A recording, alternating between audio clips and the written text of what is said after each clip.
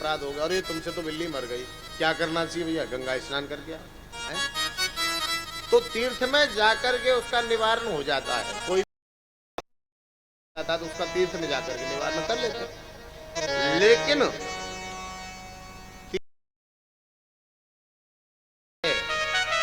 वो वज्र के समान हो जाता है, ना वो कभी फटता है, ना सड़ता है, ना गलता है। इसलिए हमें पाप और पुण्य बड़ा सोच समझ करके करना चाहिए। बोले वृंदावन बिहारी लाल की जय हो। कोशिश करें कि हमसे कोई अपराध नहीं हो जाए, कम खाओ, अच्छा रहेगा। और कम खाने में इतना आनंद है, इतना आनंद है कि हम लोग अनुमान नहीं लगा सकते। ज्यादा खाने वाले जो लोग होते हैं ना, वो ज्यादा खा ही नहीं सकते। पैसा उनके पास भरपूर होता है, कोई बात नहीं, लेकिन अगर उनसे पूछी जाए कि भैया आप भोजन में क्या खाते हो, तो पैसा नहीं खाते। उनसे पूछा जाए क्या खाते हो, बोले महाराज 2 फुल्की दाल की, 2 फुल्की ले लेते हैं और मूंग की दाल खा सकते हैं, कि डॉक्टर ने बता रही है। क्या दिक्कत क्या है? बोले डायबिटीज है, कि ये है, कि वो है। ज्यादा पैसे, केवल पैसा होता है, ये हो सकता है, खा नहीं सकता होता है, वो वज्र के समान हो जाता है। अच्छा, छोटे जो लोग होते हैं वो देखते हैं, आप सब लोग हमारे बारे में भी ये सोचते होंगे कि हम कितने बड़े आदमी होंगे। बाकी ऐसा कुछ भी नहीं है। आप कभी भी गिरिराज जी आओगे तो कहीं ना कहीं किसी ना किसी गली में हम भटकते हुए आपको मिलेंगे। बोली वृंदावन बिहारी लाल की जय। अन्न क्षेत्रम कृतम पापम तीर्थ क्षेत्रम विनिश्यति, तीर्थ क्षेत्रम कृतम पापम वज्रलेपम भविष्यति। यानी गुप्ता जी कथा कहाँ चल रही थी? वो माता जी ने नथली बनवाई है ना, वहीं चल रही थी ना। माता जी ने नथली बनवाई, गंगा स्नान करने के लिए गए सब लोग। अब सब लोग तो एक घाट पे स्नान कर रहे हैं। माता जी सोचने लगी कि भाई दूध रतन देवता होता है, और मैंने दूध में भी पानी मिला करके बेचा है, मेरा बहुत बड़ा अपराध है। इसलिए मैं परिवार वालों के साथ में स्नान नहीं करूंगी, मैं परिवार वालों के साथ में स्नान नहीं करूंगी। मैं एकांत में जाकर के खूब गंगा मैया में डुबकी लगाऊंगी, जिससे कि मेरा अपराध धुल जाए। अब दूसरे घाट पे जा करके माता जी ने वस्त्र उतारे और गंगा मैया में डुबकी लगाई। हे गंगा मैया, मैंने दूध में पानी मिला करके बेचा है, आप मेरा अपराध क्षमा कर देना। डुबकी लगा करके बाहर आती हैं, फिर डुबकी लगाती है, हे गंगा मैया मेरे पाप को क्षमा कर देना, हे गंगा मैया मेरे अपराध को धुल देना, हे गंगा मैया मैंने अपराध किया है, मेरे पाप को धुल देना। डुबकी जब बार बार लगती है तो वहाँ एक मोटी मछली थी और सोना तो नया था, तो पानी में अंदर जाती है तो वो नथली चमकती है। अब नथली को मछली देखती है कि थोड़ी थोड़ी कभी जभी चमकती है, क्या चीज है, तो वो पास में आ जाती है मछली। अब जैसे ही माता जी ने डुबकी लगाई गंगा जी में माता जी ने डुबकी लगाई, और मछली ने आकर के माता जी की नथली को पकड़ लिया कर्रा खींच करके। अब नथली को जैसे ही पकड़ा तो नथली तो मछली के मुखारबिंद में चली गई, और माता जी ऊपर आई, हे गंगा मैया मेरे अपराध को क्षमा कर देना। माता जी ने अपने चेहरे पर हाथ लगाया तो पूरे हाथों में खून आ गया, और जोर जोर से रोने लगी, अरे भैया मेरी रक्षा करो, मेरी रक्षा। बोले कहाँ हो, हम आपको जब से ढूंढ रहे हैं। बोले भाई मेरे साथ में बहुत। बोले हुआ क्या है ये तो बताओ। बोले भैया कभी भी बेईमानी मत करना, क्योंकि पानी का पैसा तो चला गया पानी में, लेकिन मेरी नाक कट गई बेईमानी में। पानी का पैसा तो गया पानी, नाक को और ले गया ब्याज से। इसलिए कभी भी पाप अपराध बड़ा सोच समझ करके करना चाहिए। जय हो। बोलिए भक्त वत्सल भगवान की जय। परीक्षित जी महाराज, सुखदेव जी का आवागमन हुआ है। परीक्षित जी ने सुखदेव जी को ऊंचा सिंहासन दिया है, प्रणाम किया, और प्रणाम करके कहने लगे कि हे प्रभु, अथाम रक्षामि संसिद्धिं योगिनां परमो गुरु पुरुषस्यैव यत्कार्यं म्रियमाणस्य सर्वदा। हे ऋषि, मैं ऋषि, राज ऋषि, योग ऋषि, मेरा एक प्रश्न है क्या प्रश्न है? बोले महाराज, उस पुरुष के लिए क्या करना चाहिए जिस पुरुष की मृत्यु अति निकट हो, यानी उस जीव के लिए। तो सुखदेव जी महाराज है, यहाँ कोई साधारण ऋषि महर्षि नहीं है। सुखदेव जी महाराज भी दिव्य हैं। तो सुखदेव जी महाराज कहते हैं कि अरे परीक्षित जी, आपने बड़ा सुंदर प्रश्न किया है। जय हो। यानी सुखदेव जी महाराज परीक्षित के प्रश्न की प्रशंसा करते हैं। हम अगर किसी महापुरुष के पास में जाएंगे या किसी के पास में जाएंगे तो हम अपना केवल मैं और मेरापन के लिए प्रश्न करेंगे, और मैं और मेरापन के लिए जो व्यक्ति जीता है उसको रौरव नाम का नरक मिलता है।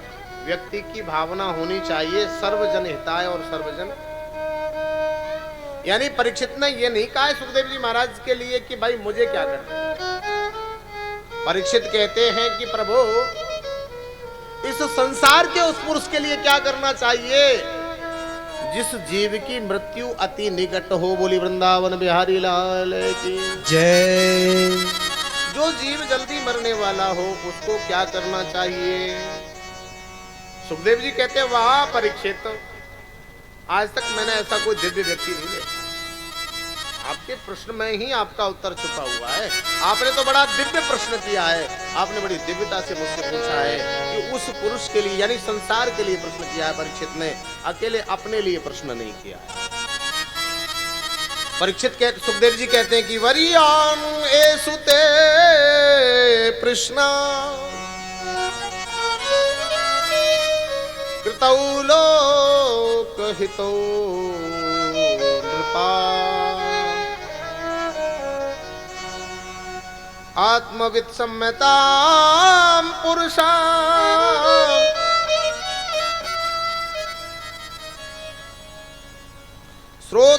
श्रोतव्यादिषु यः परः वर्यान एषु ते प्रश्ना। हे राजन परीक्षित, आपने बड़ा सुंदर प्रश्न किया है। वरियान एषु ते प्रश्ना कृतौ लोक हितो नृपा। इस संसार के लिए बड़ी सुंदर बात आपने पूछी है। अब आपको कोई चिंता करने का विषय नहीं है। तो हमारे परीक्षित जी भी खड़े होकर के सुखदेव जी की थोड़ी सी पूजा करेंगे। परीक्षित जी महाराज ने सुखदेव जी की पूजा, आप भी आइए, थोड़ी सी पूजा। दोनों लोग आ जाइए। ओम यम प्रव्रजन्तमनुपेतमुपेत कृत्यम द्वीपायनो विरह कातर्वाजुहावा पुत्रेति तन्मयतया तर्भो विनेदो तं सर्वभूत हृदयं मुनिमानतोऽस्मि।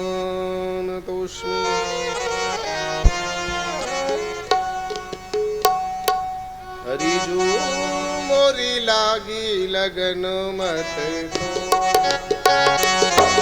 प्रभु जी मेरी लागी लगन मत तोड़ना।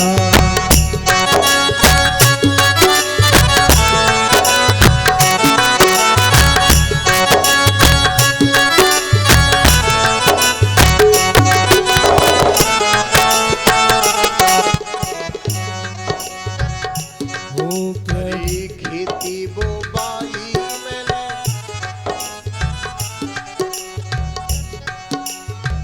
खेती भाई ग्रंथी बंधन को साथ रखा करो आप लोग, मंगवाओ उसको।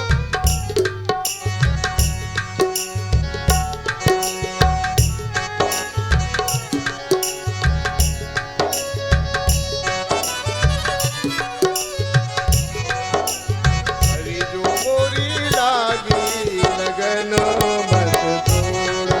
सावरिया मेरी लागी लगन मत तोड़ना। लागी लगन मत तोड़ना। लागी लगन मत तोड़ना। लागी लगन मत तोड़ना। प्रभु जी मेरी लागी लगन मत तोड़ना। हे हरि जी मेरी लागी लगन मत तोड़ना। बड़ी खेती बोबाई मैंने तेरे खेती बुवाई मैंने तेरे नाम की। हरी खेती बुवाई मैंने तेरे नाम की। खेती बुवाई मैंने तेरे नाम की। बिना उगाए मत छोड़ना। ओ इसे बिना उगाए मत छोड़ना। हरी जो मोरी लागी हरी मत दो। सवरिया मेरी लागी लगन हरी मत तालियों की सेवा जय हो।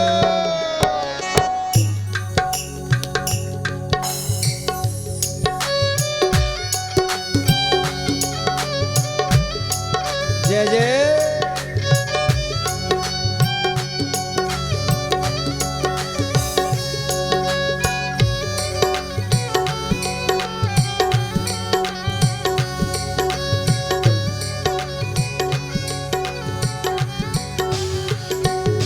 हरी तू मेरा सेठ और तू ही साहूकार है।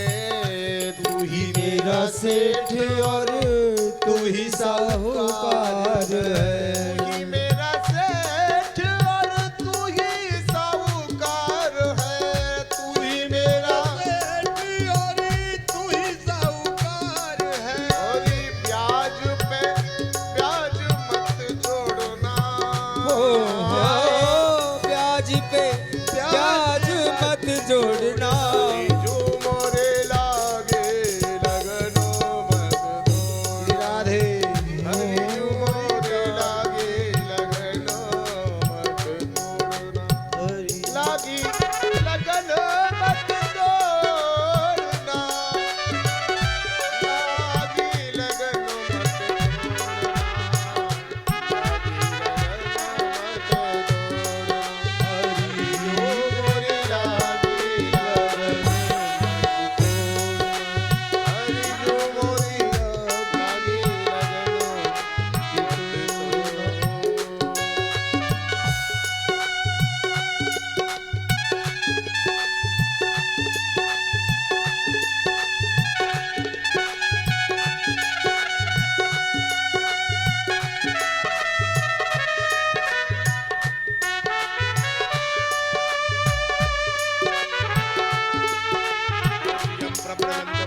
तमुपेतकृत्यं दीपायनो विरह कातर आजुहावा पुत्रेति तन्मयतया तरभोभिनेदो तं सर्वभूतहृदयं मुनिमानतोऽस्मि। श्री सुखदेवाचार्याय नमो नमः। आभयामि स्थापयामि पूजयामि प्रार्थनापूर्वकं नमस्करोमि।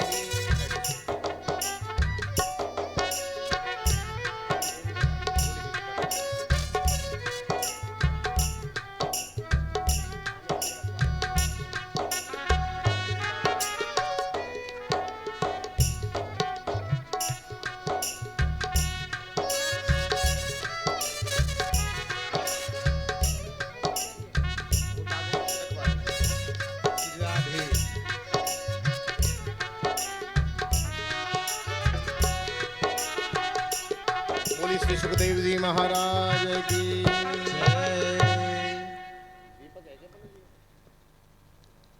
हरि जय सुखदेव हरे स्वामी जय सुखदेव हरे। कलयुग में प्रभु आकर कलयुग में प्रभु आकर सबके कष्ट हरे। ओम जय सुखदेव हरे।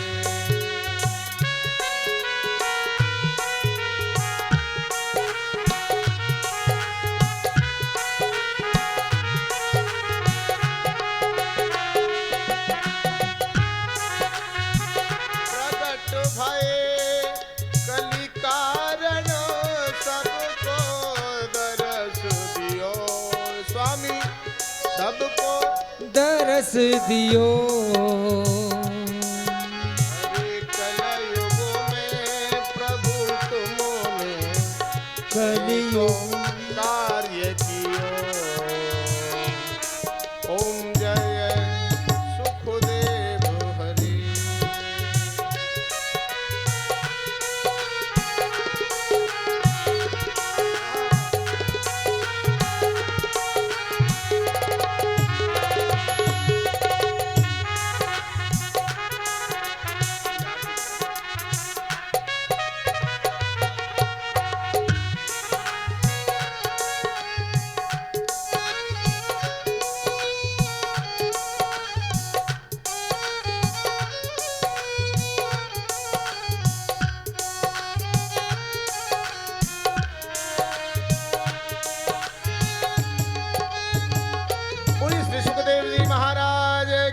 जय परीक्षित जी महाराज की जय जय जय श्री श्री राधे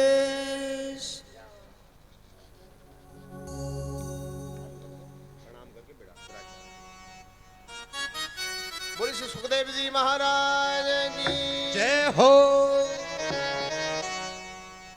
महाराज परीक्षित जी ने सुखदेव जी की पूजा की और सुखदेव जी की पूजा करने के बाद में सुखदेव जी कहते हैं कि परीक्षित तुमने बहुत बड़ा सुंदर प्रश्न किया है। परीक्षित, जीव को चाहिए कि संसार के जितने भी कर्म करे वो सब भगवान को अर्पण कर दे। परीक्षित, दो प्रकार की मुक्ति होती है, एक सद्यो मुक्ति, एक क्रमो मुक्ति। सद्यो मुक्ति को जो प्राप्त करते हैं वो महापुरुष लोग होते हैं और क्रमो मुक्ति जो होती है वो यहाँ सुखदेव जी महाराज भूगोल खगोल का वर्णन बताते हैं परीक्षित को। प्राह भागवतम नामम पुराणाम ब्रह्म संहितम ब्राह्मणे भगवत प्रोक्तम ब्रह्मकल्प उपागते।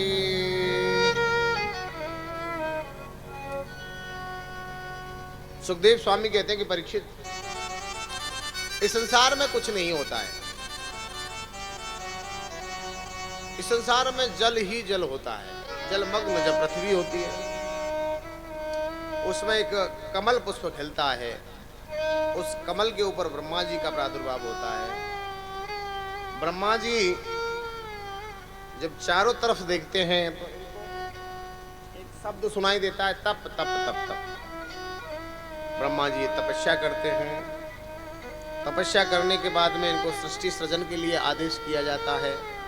ये अपने मन से मनु और शत्रुपा को प्रकट करते हैं।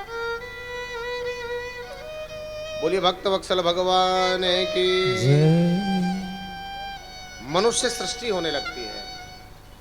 सौनकादिक ऋषियों ने प्रश्न किया कि महाराज, भगवान नारायण ने एक बार हमने सुना है कि वाराह का रूप भी धारण किया है, हमारे ठाकुर जी वाराह भी बने यानी शूकर बने हैं। बोले हाँ। तो महाराज वो कथा कौन सी है? तो एक दिन सूर्य अस्त के समय में कश्यप जी तपस्या कर रहे थे। ये देवता और दैत्य एक ही पिता की संतान है। माता दो हैं, दिति और अदिति।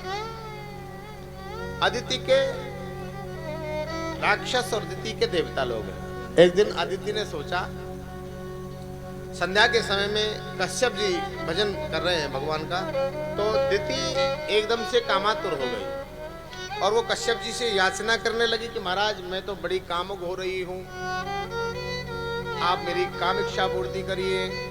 कश्यप जी कहने लगी कि दिति, संध्या काले च संप्राप्ते चतुर्कर्माणि वर्जयेत् आहारे मैथुनं निद्रा स्वाध्याय विशेषता। कश्यप जी कहने लगे कि दिति, ठीक संध्या के समय में 4 काम नहीं करने चाहिए। ये 4 काम कौन कौन से हैं?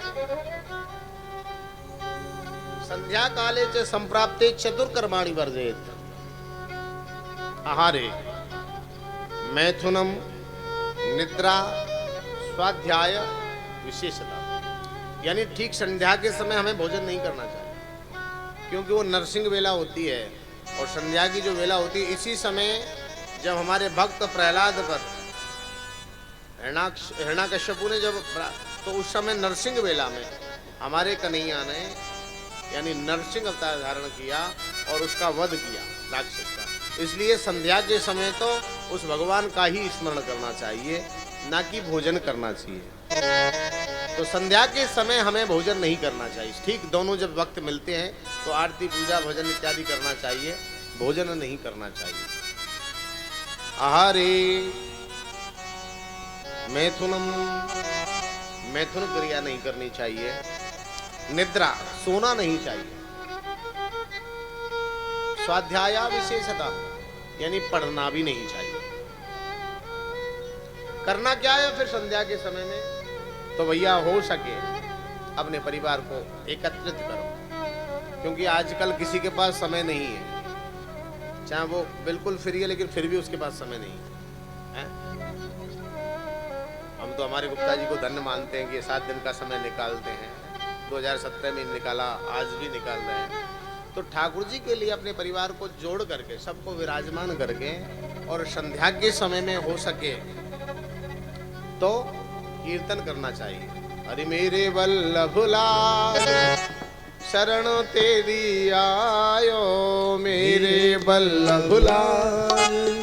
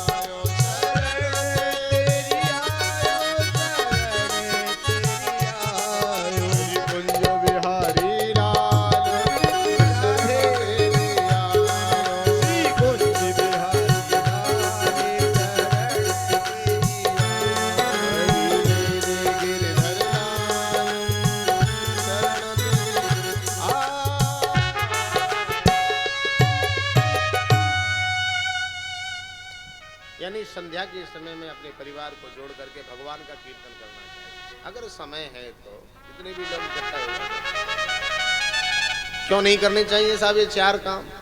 तो यहाँ स्पष्ट लिखा है, आहारे जायते व्याधि। जिन घरों में संध्या के समय में भोजन किया जाता हो उन घरों में बीमारियां ज्यादा मिलती हैं। आहारे जायते व्याधि, गर्भ दुष्टाच मैथुनम, मैथुन क्रिया की जाती है तो दुष्ट संतानें पैदा होती हैं। कैसी? हिरणाक्ष और हिरणाकश्यपु जैसी। अभी कश्यप जी के पास में दिति कहती है कि महाराज मेरी काम आसक्ति बढ़ रही है, आप मेरे साथ में समागम करें। अगर संध्या के समय में करेंगे तो दुष्ट संतानें पैदा होंगी। और निद्रायाम हरते लक्ष्मी, जिन घरों में संध्या के समय में लोग सोते हैं उन घरों में लक्ष्मी का निवास नहीं होता। निद्रायाम हरते लक्ष्मी स्वाध्याया विस्मरणम ब्रुवम। ये अगर संध्या के समय में हम जो शिक्षा अध्ययन करेंगे, हम पढ़ने बैठेंगे कोई किताब पुस्तक, तो हमारी जो सीखी हुई विद्या है वो भी समाप्त हो जाएगी, नष्ट हो जाएगी। इसलिए संध्या के समय में ये 4 काम नहीं करने चाहिए। दिति से कहते हैं कश्यप जी, लेकिन दिति तो बहुत ज्यादा कामातुर हो गई। बोली भक्त वत्सल भगवान की जय। और कश्यप जी के वस्त्रों को खींचना प्रारंभ कर दिया। कश्यप जी के वस्त्रों को जब खींचना प्रारंभ कर दिया है सज्जनों, अब तो कश्यप जी ने समझा कि भाई दिति मानेगी नहीं, तो कश्यप जी ने दिति की इच्छा पूर्ति की और दिति से कह दिया कि जाओ दिति, तुमने मर्यादा का उल्लंघन किया है, इसलिए आपके 2 संतानें पैदा होंगी, लेकिन ये बहुत बड़ी दुष्ट होंगी, राक्षस होंगे, बहुत बड़े राक्षस होंगे। मैंने कहा प्रभु ऐसा मत करो, कुछ अच्छा कर दो, मुझसे गलती तो हो ही गई। बोले अब आपने गलती की है कोई बात नहीं, लेकिन इनका उद्धार करने के लिए हमारे ठाकुर जी को ही आना पड़ेगा। बोले वृंदावन बिहारी लाल की जय हो। दिति 100 वर्ष तक गर्भ धारण किए हुई। उसके बाद में 2 दैत्य प्रकट हुए, हिरणाक्ष और हिरण्यकश्यपु, धरती से लेकर के आसमान तक छिम गए। अब हिरणाक्ष जो था ये भगवान से युद्ध करने के लिए तैयार हो गया। बनी कहाँ है वो विष्णु, मेरी उससे युद्ध करने के लिए भुजाएं खुजला रही हैं, मैं उससे युद्ध करना चाहता हूँ, वो कहाँ दुबका हुआ है, किधर है कि भगवान से युद्ध करने के लिए चला गया। इधर भगवान श्रीमन नारायण की नासिका से एक छोटा सा बच्चा निकला बाराह का, वो भी देखते देखते बहुत बड़ा हो गया। बोली बाराह भगवान की जय। बाराह भगवान जो है पृथ्वी को खोजने के लिए सुतल लोक को गए हुए हैं। हिरणाक्ष कहता है कि मैं उसको जीवित नहीं छोड़ूंगा। हिरणाक्ष ने देखा तो सामने से नारद जी जा रहे थे। हिरणाक्ष कहने अरे तुम ही विष्णु हो, तुम ही नारायण हो, चलो मुझसे युद्ध करो। नारद जी कहने लगे कि भैया नारायण नारायण, हमारे तो पुरखाओं ने कभी युद्ध नहीं किया। हाँ युद्ध भजवाया हमने जरूर है, लेकिन हमने युद्ध कभी किया नहीं है। हम कहां से? बोले नहीं तू ही नारायण है। बोले मैं नारायण नहीं हूं। आप कौन हो? बोले मेरा तो नारद नाम है। फिर आपका क्या काम है? बोले मैं तो दैत्यों का हितैषी हूँ, न देवताओं का नहीं दैत्यों का, क्योंकि इस समय बात ही कुछ ऐसी है और नारद का तो काम ही ऐसा है, मैं तो दैत्यों का हितैषी हूँ। बोले अच्छा झूठ बोल रहे हो, मुझे देख करके तुमने ये तमूड़ा ले रखा है, नारायण नारायण कर रहे हो, पाखंड बना रखा है, मेरे डर की वजह से बना रखा है? बोले नहीं भैया सच बता रहा हूँ मैं आपको। हाँ ये बता सकता हूँ कि इस समय तुमको नारायण कहाँ मिलेंगे, उन नारायण से मिलने का रास्ता बता सकता हूँ। चलो बताओ कहाँ है इस समय, मेरी युद्ध के लिए बुझाए उनकी जाओ। अगर लोग से पृथ्वी को लेकर के आ रहे हो, 12 का स्वरूप है, 12 भगवान है, 12 का स्वरूप है, वो आ रहे होंगे लौट कर, उनसे मिल लेना, तुम्हारी इच्छा पूर्ति वहां हो जाएगी। अब 12 भगवान पृथ्वी को लेकर के आ रहे थे, बाहरी दांतों पर रख रखी है, सीधे चले आ रहे हैं। हिरणाक्ष ने गाली दी 12 भगवान को, हे शुक्राकृते हरि, अरे शुक्र जैसे मुख वाले हरि, क्या तुमने भगवान का भेष भी तुमको बनाना नहीं आता? शुक्र जैसा भेष बना रखा है, चलो मुझसे युद्ध करो। भगवान कहने लगे कि भैया क्यों, हमारा तुम्हारा कोई झगड़ा तो है नहीं, ना कोई खेत बट रहा है, ना कोई विषय बट रहा है, हम आपसे युद्ध क्यों करने लगे? बोले अच्छा अभी ये भी पता नहीं है तुमने बड़ा यानी कि अपराध किया है। जब समुद्र मंथन हुआ था, जिस समय देवताओं को तुमने अमृत पिला दिया था, दैत्यों को ऐसे छोड़ दिया था, हमेशा से तुम छल कपट करते आए हो, अभी पूछते हो हमारा मतलब हमारा तुम्हारा कोई झगड़ा नहीं है, चलो युद्ध करो हमसे। भगवान ने कहा कि भैया दिख जाए तो देख लो।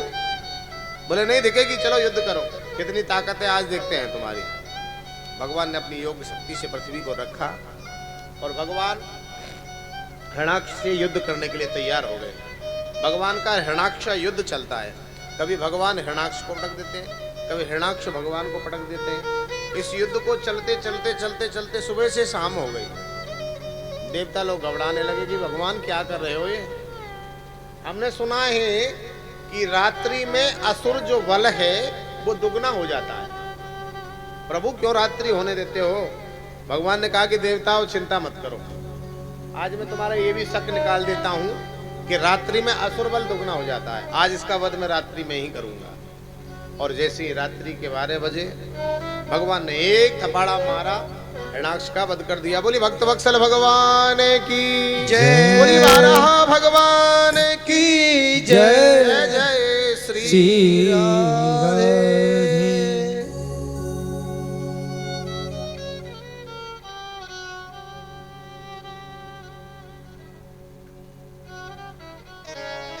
नरी में तू दासी बन जाती, घनश्याम मुरलिया वाले की।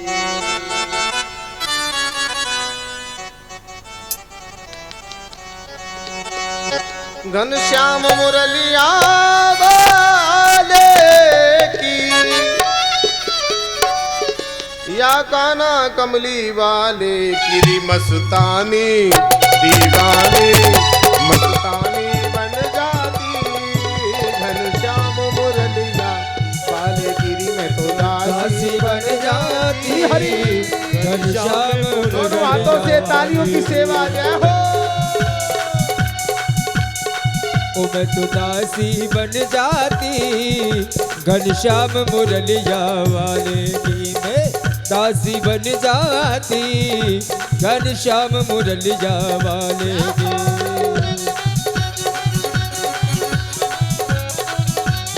हरि बोल।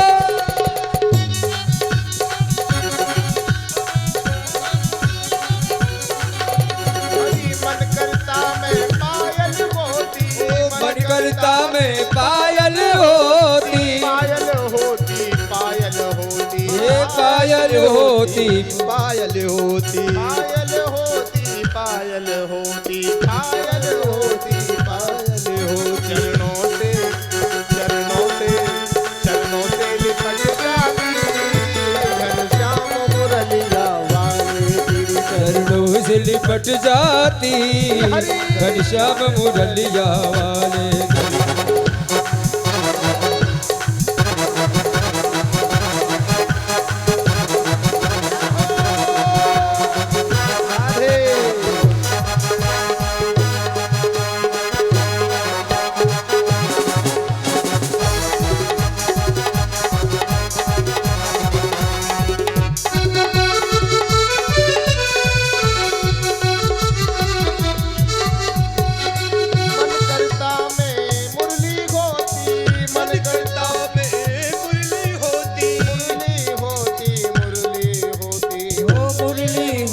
मुरली होती, हरी मुरली होती, बंसी होती, मुरली होती, बंसी होती। होठों पे अधरों पे होठों पे बस जाती, घनश्याम मुरलिया वाले। ए होठों पे बस जाती, घनश्याम मुरलिया वाले हरी में तो दासी बन जाती, हरी घनश्याम मुरलिया वाले की। ओ मैं तो दासी बन जाती, घनश्याम मुरलिया वाले की।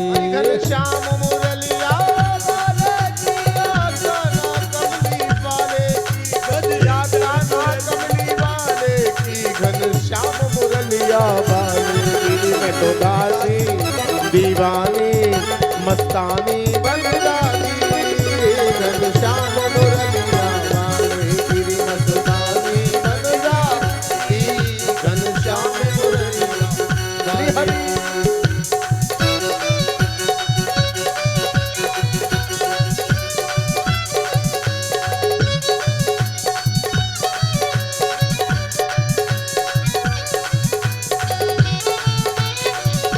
जय जय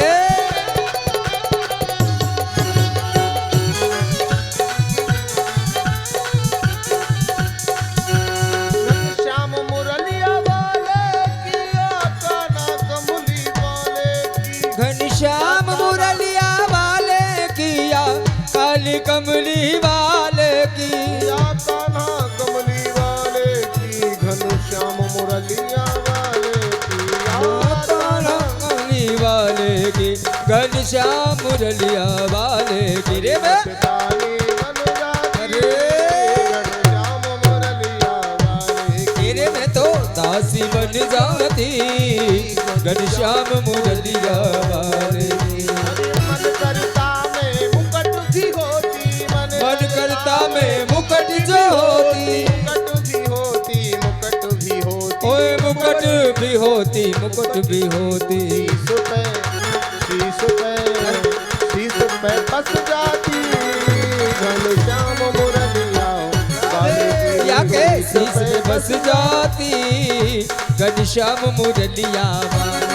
अरे मैं तो दासी बन जाती, घनश्याम मुरलिया वाले की।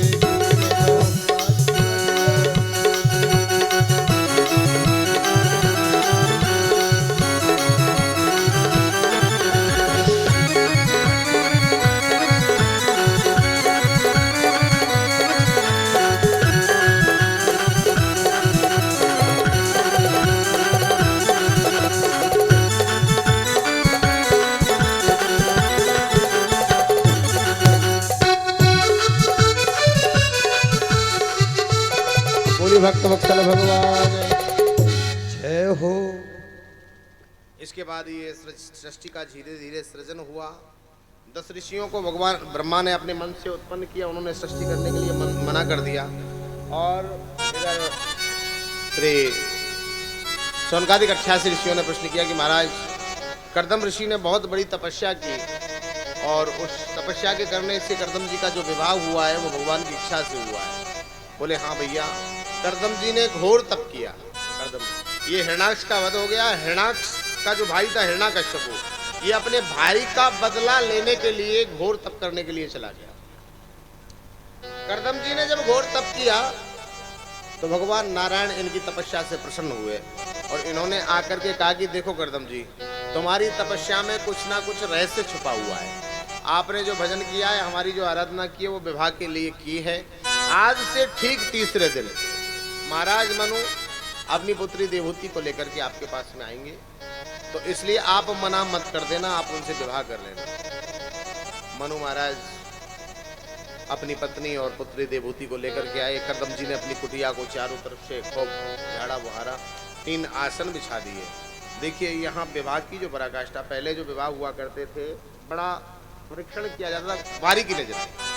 अब आजकल जब रिश्ता देखने के लिए लोग जाते हैं तो सारी बातें पहले ही हो जाती हैं। भैया लड़की नाचना जानती है कि नहीं जानती है? बोले जानती है। अब जो पहले से ही नाचने वाली आएगी तो तुम सिलाई करना जानती है? बोले हाँ जानती है। कुकिंग का काम जानती है? भोजन बनाना वो भी सब जानती है। तो सब पहले खुला हो जाता है। गुरुदेव हमारे कभी जो भी बता से हमारे गुरुजी हमको भगवान बोल देते हैं कभी कभी, ये प्यार है, उनकी कृपा है। एक दिन बैठे थे गुरुदेव के चरणों में, बोले बताओ क्या करोगे इस संसार में आप लोग? मैं कैसे गुरुजी? बोले एक बहुत बड़ा विवाह होने वाला था, एक शादी होने वाली थी बहुत बड़ी। तो शादी जब होने वाली थी तो लड़की वाले ने लड़का को देखने के लिए अपने घर पे बुलाया। तो लड़की कहने लगी कि भाई मैं इस लड़के से अकेले में बात करना चाहती हूँ। मैं बोले ठीक है कर लो। लड़की लड़के को अकेले में ले गई। तो लड़की ने मुलाकात में सबसे पहले लड़के को केला दे दिया खाने के लिए। अब लड़के ने बेचारे ने सीधा साधा था कोई, केला को छीला और छील करके खा गया। उस लड़की ने इस ही बात पर रिश्ता रिजेक्ट कर दिया। बोले भाई बात क्या है? बोले इसको तो केला खाना ही नहीं आता। क्यों? बोले इसने तो केला ऐसे खाया जैसे कि कोई पागल लोग खाते हैं। कैसे खाया? बोले इसने पूरा केला छील करके खाया। बोले केला को कैसे खाना चाहिए? बोले केला को खाना चाहिए थोड़ा सा छीलो, फिर खाओ, फिर छीलो, फिर खाओ, फिर छीलो, फिर खाओ। अरे केला को तो खबना है, चाहे तो उसको पूरा छील करके खाओ तब भी वो पेट में जाएगा, और थोड़ा थोड़ा छील करके खाओ तब भी वो पेट में जाएगा। बस इसी ही बात पर रिश्ता कैंसिल हो गया। आज मनु महाराज अपनी पुत्री देवहूति को लेकर के जब आए हैं तो कर्दम जी ने 3 आसन बिछाए। अब 3 जब आसन बिछाए तो महाराज मनु बैठ गए, उनकी पत्नी बैठ गई शत्रुपा जी। अब देवहूति जी ने देखा कि भाई हमारे पति देव ये हमारे पति बनने वाले हैं और हमारे पति के पास में कोई व्यवस्था है नहीं आसन बिछाने वालों की। इसका मतलब ये जो आसन बिछाया है मेरे लिए, मेरे पति नहीं बिछाया होगा, और पति के बिछाए हुए आसन पर पत्नी को नहीं बैठना चाहिए। अब मैं क्या करूं? मन में विचार आया, अगर मैं इस आसन पर नहीं बैठती हूं तो पति के बिछाए हुए आसन का अपमान होता है, और अगर मैं इस पर बैठ जाती हूं तो पति धर्म का मतलब अपमान होता है। अब मैं क्या करूं? धर्म संकट में फंस गई। तब उसने विवेक से काम लिया, अपना वरद हस्त मतलब सीधा हाथ तो आसन पर रख दिया और आसन को छोड़ करके साइड में विराजमान। बोले भक्त वत्सल भगवान की जय। तब कर्दम जी ने समझ लिया कि भाई मतलब जो पत्नी है वो तो मेरे अनुकूल ही है कुल मिला के। जब इसके पास इतना विवेक है इस आसन पर किस तरीके से बैठना चाहिए तो अनुकूल है, और भगवान ने भी कह दिया कि मना मत कर देना। तब कर्दम जी ने पूछा कि महाराज मनु आपके आने का यहाँ कारण क्या है? बोले महाराज जी हमारी एक पुत्री है, इसका विवाह हम आपके साथ में करना चाहते हैं। बोले ठीक है होने दो। विवाह सानंद संपन्न हुआ कर्दम जी के साथ में। और विवाह 8 प्रकार के होते हैं सज्जनों। अब आजकल तो विवाह माताजी पिताजी को पूछने के लिए बस केवल इतना है कि भाई तुम सक्षम हो, बाकी अब अपने आप लड़का लड़की को पसंद कर लेता है, लड़की लड़का को। 8 प्रकार के विवाह होते हैं। पहला ब्रह्म विवाह, दूसरा देव विवाह, तीसरा सार्स विवाह और चौथा प्रजापत्य विवाह, 5वां असुर विवाह, 6वां गंधर्व विवाह और 7वां होता है राक्षस विवाह। तो आजकल तो 7वें विवाह ज्यादा हो रहे हैं, लेकिन इनमें लफड़े भी बड़े पाए जा रहे हैं। आप देखिए, यानी 80% तलाक हो रही है। हमने किसी अगले व्यक्ति को ढंग से जाना नहीं, उसको पहचाना नहीं, और हम अपना दिल दे बैठे उसको। अरे कम से कम उसके बारे में जान तो लो कि वो है क्या चीज। और घर वालों के सामने फाइल लगा दी, भाई हम तो विवाह उसी के साथ में करेंगे। बोली वृंदावन बिहारी लाल की जय। जय जय श्री राधे श्याम। करदम जी का विवाह शानंद संपन्न हुआ। देवहूति मैया करदम जी के साथ में वन में निवास करने। एक राजा की लड़की वन में कैसे रह सकती है? एक राजा की लड़की वन में तो नहीं रह सकती, लेकिन पातिव्रत धर्म को निभाते हुए देवहूति जी ने आज करदम जी के साथ में 9 साल व्यतीत कर दिए। बोली वृंदावन बिहारी लाल की जय हो। जब इतना समय व्यतीत कर दिया, देवहूति राजमहलों को त्याग करके आई थी। एक दिन करदम ऋषि की दृष्टि देवहूति के अंगों पर पड़ी। उन्होंने देखा, अरे राम राम राम राम, देवहूति जी ने तो पूरा जीवन ही मेरे लिए समर्पित कर दिया और मैंने इनको कोई पत्नी सुख दिया ही नहीं है। अब क्या करना चाहिए? तो करदम जी महाराज ने एक सुंदर विमान की रचना की। कैसा विमान? ये विमान ऐसा है, ये एरोप्लेन, वायुयान, हवाई जहाज तो विज्ञान ने अब चलाए हैं, हमारे ऋषियों ने बहुत पहले ये सारी चीजें तैयार कर दी थी। ये विमान कैसा है पता है आपको? हीरा जवाहरातों से जड़ा हुआ है, बड़ा सुंदर, और सारी व्यवस्थाएं इसमें लग्जरी हैं, यानी लेट बात अटैच हैं, सब रसोई भी अलग है, सेवा दास दासियां अलग हैं, हीरा मोतियों से जड़ा हुआ है। और इस विमान की विशेषता ये है कि ये जो विमान है ये आदमी की मन की गति से चलता है। यानी जब व्यक्ति ने चाहा, अच्छा एक बात बताइए, सबसे तेज गति किस चीज की है? हवा से भी ज्यादा तेज है कुछ है? मन की। बोल वृंदावन बिहारी लाल की जय। अरे तू कर ले यतन हजार, तोता उड़ जाएगा। ये मन जो है ना, ये पता नहीं, अभी हम बैठे सवाई माधोपुर में, और अगर बंबई गए हों तो बंबई की हम यहाँ से जाकर के तुरंत 1 मिनट में बंबई पहुंच जाएंगे। नहीं, कितना सा समय लगता है? वृंदावन गए तो वृंदावन, सबसे तेज गति मन की है। ये जो विमान है ना, विमान, इसकी विशेषता ये है कि ये मन की गति से चलने वाला है। ऐसा नहीं कि जब हम इसमें स्टीयरिंग घुमाएंगे कि भाई, और फिर हम जब इसको उतारेंगे तब उतरेगा। अगर हम रात भर इसको आसमान में ही घुमाते रहेंगे तो आसमान में ही घूमता रहेगा, हमारा मन नहीं करेगा नीचे उतरने का, तो घूमता ही रहेगा। यानी मन की गति से चलने वाला विमान है, सारी व्यवस्था इसमें। अब देवहूति मैया जब आ रही थी निकल करके, तो करदम जी ने कहा कि देवी जी, हमने आपके लिए सुंदर विमान की रचना की है। देवहूति कहने लगी, महाराज रहने दो, ये कहाँ लड़खड़ाती हुई देह और ये जगमगाता हुआ ये विमान है? कोई वस्तु अगर समय से प्राप्त हो तो ठीक है, अब जब उस चीज का समय ही निकल गया तो फिर उसका क्या करें? कहाँ ये लड़खड़ाती वृद्धावस्था है, कहाँ इतना सुंदर ये विमान है, इसमें हम कैसे बैठ सकते हैं? बोले महाराज रहने दीजिए। बोले नहीं देवहूति, इसके अलावा करदम जी ने एक बिंदु सरोवर की रचना कर रखी थी। बोले आप बिंदु सरोवर में स्नान करके आओ। देवहूति मैया बिंदु सरोवर में स्नान करके जैसी आई तो एकदम तरुण हो गई, जवान हो गई, और अनेक दास दासियां उनकी सेवा में, कोई वस्त्र, यानी कोई पहुंचने लग गया है, कोई वस्त्र ला रहा है, कोई पहना रहा है, बड़ा सुंदर श्रृंगार कर दिया। अब देवहूति जी तो बड़ी सुंदर हो गई, लेकिन करदम जी बुढ़े हैं। बोले महाराज मुझे तो कुछ जम नहीं रहा है कि बात क्या है? बोले अब आप तो वृद्ध हो। तो करदम जी ने भी उस बिंदु सरोवर में स्नान किया बिंदु सरोवर में स्नान करके ये दोनों तरुण होकर के इस विमान में इन्होंने भ्रमण किया। बोली वृंदावन बिहारी लाल की जय। कर्दम ऋषि यहाँ 9 कन्याओं को जन्म देते हैं और 9 कन्याओं को जन्म देने के बाद में एक दिन देवहूति मैया से कहते हैं कि अब मैं भगवान का भजन करूंगा, क्योंकि मैंने गृहस्थ का भी आनंद ले लिया, अब मुझे जाने दीजिए। देवहूति जी कह रही है महाराज मैं इतने बड़े राजपाट को अपने माता पिताओं को छोड़ करके आपकी शरण में आई हूँ, अब आप मुझसे कैसे जा सकते हो, मैं आपको नहीं जाने दूंगी। बोले नहीं देवहूति मुझे जाना होगा।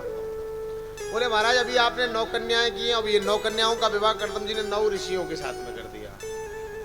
इधर बोले महाराज आप कहा करते थे कि आपके यहाँ भगवान स्वयं अवतार लेंगे, तो अभी कोई पुत्र की तो प्राप्ति हुई नहीं है, तो कपिल भगवान का प्रादुर्भाव। बोले कपिल देव भगवान की जय। कर्दम जी ने कहा कि अब देवहूति हम रुक नहीं सकते, हमें तो भजन करने के लिए जाने दीजिए, अब नहीं रुकेंगे।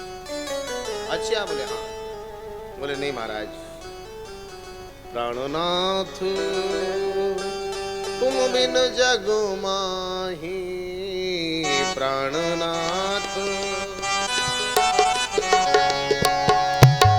प्राणनाथ तुम बिन जग माही, प्राणनाथ तुम बिन जग माही, मुको सुखद कतऊ कछु।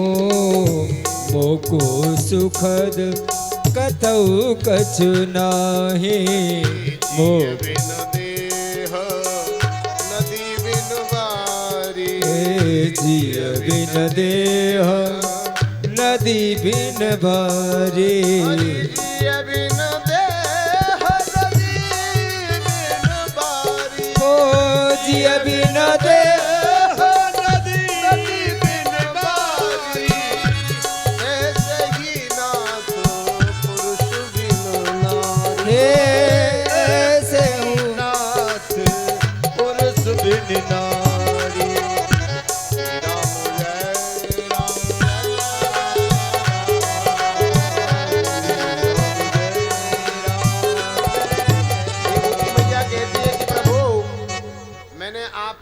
पूरा परिवार छोड़ा, पूरा संसार छोड़ा, सब कुछ छोड़ा और आप मुझे छोड़ करके जा रहे हो, मैं आपको छोड़ करके नहीं जाने दूंगी। हैं प्राणनाथ तुम बिन जगमाई मोको सुगत, मेरा आपके अलावा कुछ है ही नहीं। अरे महाराज जिय बिन देह, जैसे बिना देह के जीव रह जाता है। जीव जब इस देखिए ये जो शरीर होता है ना, इसमें आत्मा रूपी जब प्राण रूपी पुरुष प्रवेश करता है तो इन दोनों का विवाह होता है, शरीर का और प्राण का। जब इस शरीर में से प्राण रूपी पुरुष निकल करके चला जाता है तो ये शरीर पड़ा पड़ा रोता रहता है। शरीर कहता है कि भाई मैंने तो इस प्राण रूपी पुरुष को कभी कोई कष्ट ही नहीं दिया, बड़ा ढंग से इसको सजा करके अपने अंदर रखा और ना कभी मेरा इसका लड़ाई झगड़ा हुआ, लेकिन फिर भी मेरे अंदर से ये प्राण रूपी पुरुष निकल करके चला गया है। ये क्यों निकल करके चला गया, इसके निकल करके जाने का कारण क्या? तो कबीरदास जी की बेटी कमाली ने बड़ा सुंदर पद लिखा है, बड़ा सुंदर पद है, यानी प्राण रूपी पुरुष और इस शरीर के ऊपर है। जहां से सैया निकस गए मैं ना लड़ी थी, कहत कमाली कबीर की बेटी, और ऐसी बिहाई से तो कंवारी भली थी। जहाँ से सैया निकस गए मैं ना लड़ी थी।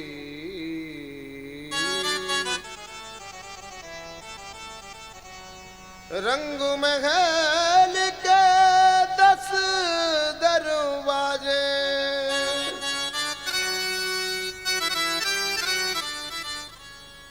ना जाने कौन सी खिड़की खुली थी। जहाँ से सैया निकस गए मैं ना लड़ी।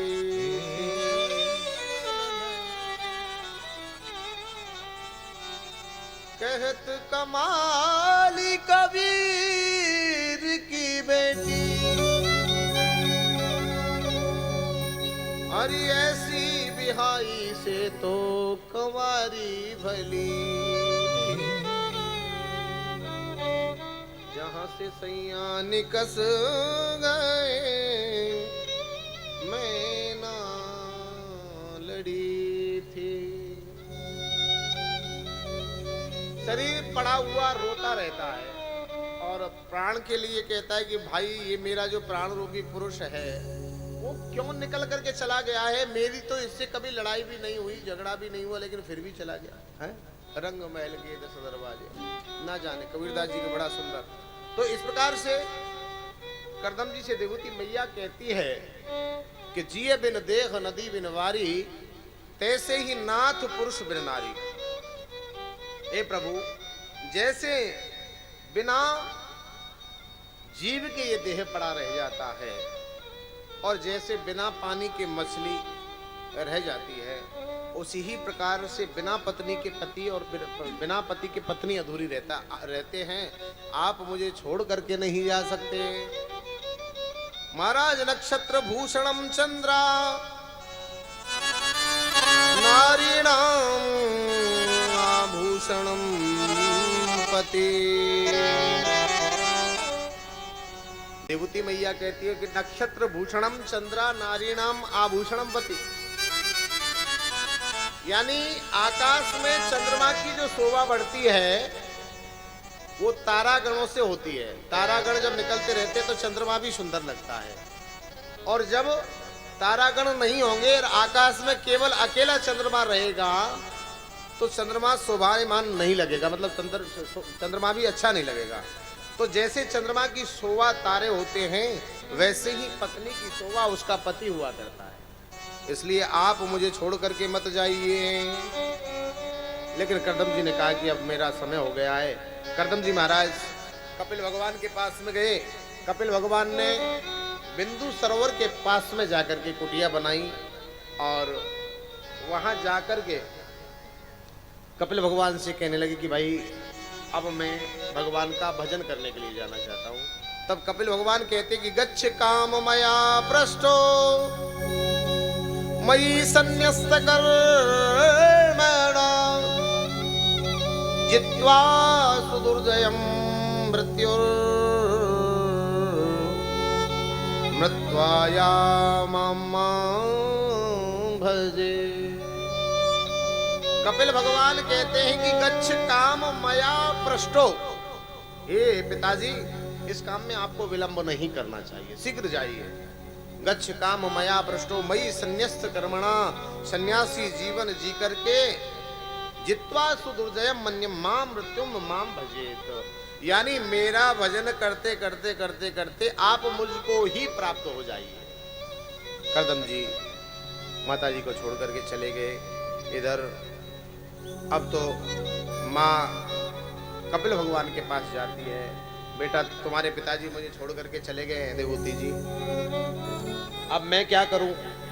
बेटा तेरे पिताजी बताया करते थे कि संसार में आने के बाद में व्यक्ति को गुरु बनाना जरूरी है, और मैंने तो आपके पिताजी की सेवा के अलावा कुछ देखा ही नहीं है। आपके पिताजी के चरणों की सेवा की है और मैं तो जानती भी नहीं हूँ। अब गुरु कैसा बनाना चाहिए, कौन गुरु होना चाहिए, गुरु को किस किस तरीके से कैसे क्या करें। तब कपिल भगवान कहते कि हाँ माँ, जीवन में व्यक्ति को गुरु बनाना बहुत ही जरूरी है।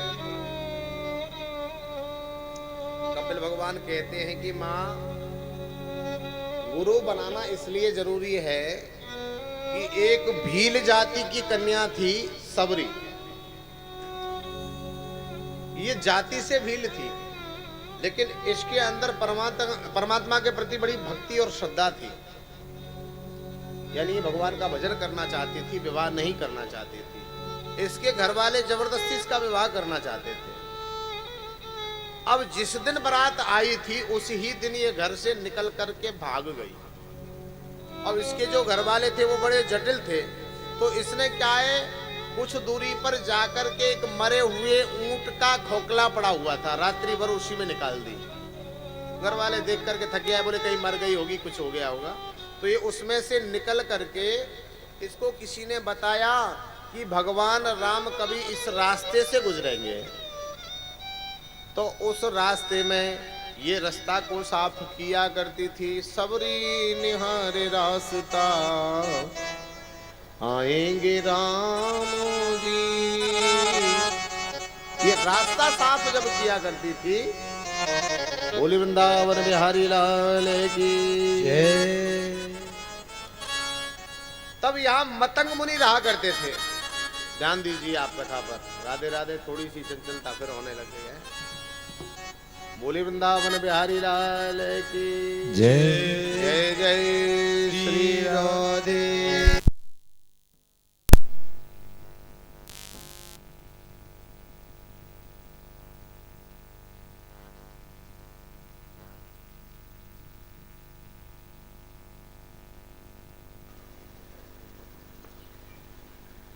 बोली वृंदावन बिहारी लाल की जय। सबरी निहारे रास्ता। मैया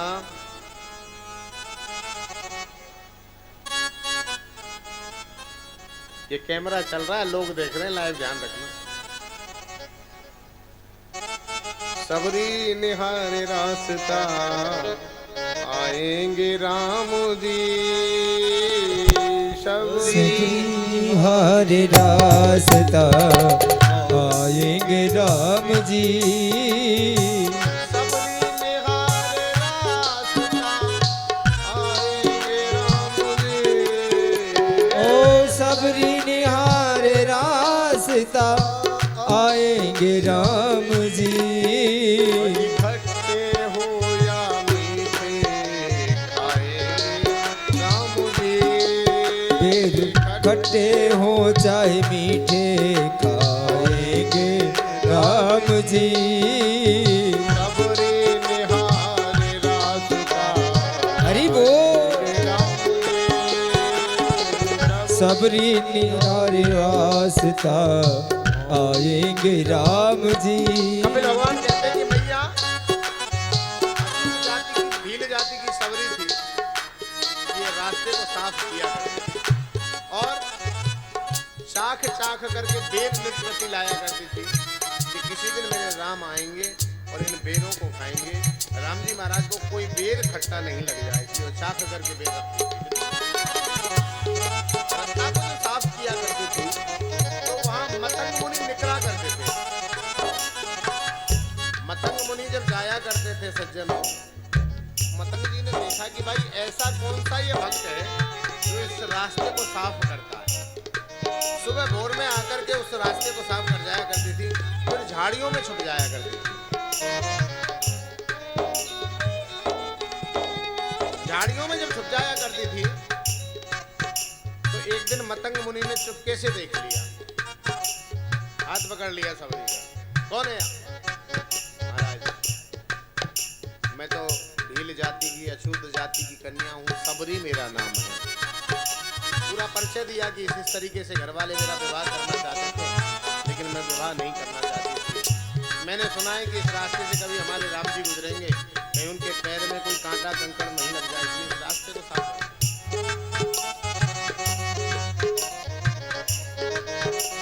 रास्ते को साफ करती हो, चलो क्या खाती हो? बोले महाराज जो कुछ मिल जाता है खा लेते, हमारे आश्रम में चलो। सबरी कहने लगी कि महाराज मैंने सुना है संतों के यहाँ, ब्राह्मणों के यहाँ जात पात का बड़ा विशेष ध्यान रखा जाता है। मैं तो अशुद्ध जाति की हूँ, कहीं आपका चौका वर्तन कुछ अशुद्ध हो जाएगा तो क्या होगा? बोले कोई बात नहीं, हम आपको विष्णु नाम की दीक्षा दे देंगे। विष्णु नाम की दीक्षा देकर के आपको वैष्णवी बना देंगे। चलो, सबरी को मतंग मुनि ने दीक्षा दे दी और सबरी को मतंग मुनि ने नवदा भक्ति सिखाई। नवदा भगति कहूँ तो ही पाई, नवदा भगति कहूँ तो है पाई। नवदा भगति कहूँ तो है पाई, सावधा भगति कहूँ तो ही पाई। सावधान धर सुन मन माही। सावधान धर सुन मन माही।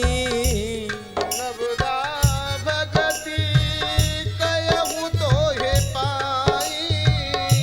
नवदा भगति कहूँ तो ही पाई। सावधान धर सुन मन माही। ए सावधान कर सुन मन माही। प्रथम भगति संतन कर संगा। प्रथम भगति संतन कर संगा। प्रथम भगति संतन कर संगा। हे प्रथम भगति संतन कर संगा। प्रथम भगति संतन कर संगा। प्रथम भगति संतन कर संगा। दूसरी रति ममो कथा प्रसंगा। हे दूसरी रति मम कथा प्रसंगा। दूसरी रति ममो कथा प्रसंगा। हे दूसरी रति मम कथा प्रसंगा। मतंग मुनि कहते कि सबरी, मैं आपको 9 प्रकार की भक्ति बताता हूँ, आप सावधान होकर के सुनो। कहते कि प्रथम भगति संतन कर संगा। पहली जो भक्ति का नाम है वो संतों का संसर्ग करना चाहिए। प्रथम भगति संतन कर संगा। दूसरी रति मम कथा प्रसंगा।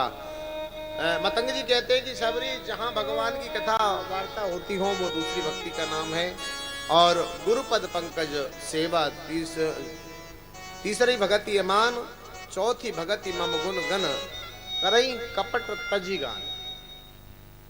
यानी अपने गुरुजी के चरण कमलों की सेवा करनी चाहिए, ये तीसरी भक्ति का नाम है। चौथी भगति मम गुण गण करई कपट तज गान। यानी भगवान का कीर्तन करना चाहिए, लेकिन उस कीर्तन में उसमें कोई कपट नहीं होना चाहिए, निर्मल भाव से करना चाहिए। ये चौथी भक्ति का नाम है। और मंत्र जापो ममो दृढ़ विश्वासा। पंचम भजन सो वेद प्रकाशा। मंत्र जाप मम दृढ़ विश्वासा।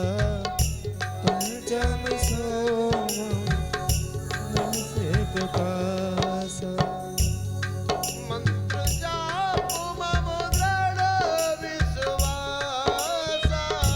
मंत्र जाप मम दृढ़ विश्वासा। पंचम भजन सो वेद प्रकाशा। ते पंचम भजन सो वेद प्रकाश। जाप मम दृढ़ विश्वासा। पंचम भजन सो वेद प्रकाशा। यानी भगवान का जो गुरु का दिया हुआ मंत्र है उसको श्रद्धा और विश्वास के साथ में यानी भजना चाहिए। ये पांचवी भक्ति का नाम है। छठ दमुशील विरति बहु कर्मा। चिरत निरंजन सजन धर्मा। छठ दमशील ओ छठ दमशील विरत बहु कर्मा। निरत निरंतर सजन धर्मा।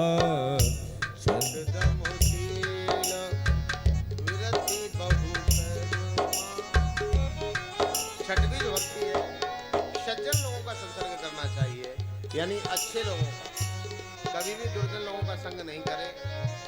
सातम सम मोही में जग देखा। मोते अधिक संत कर ले। हे सातम सममो ही मैं जग देखा, मोते संत अधिक कर लेखा। भक्ति का नाम है, भगवान कहते हैं कि भगवान में ही सब कुछ दर्शन करना चाहिए, और भगवान से भी अधिक अगर किसी वस्तु में देखना है तो वो संतों में देखना चाहिए।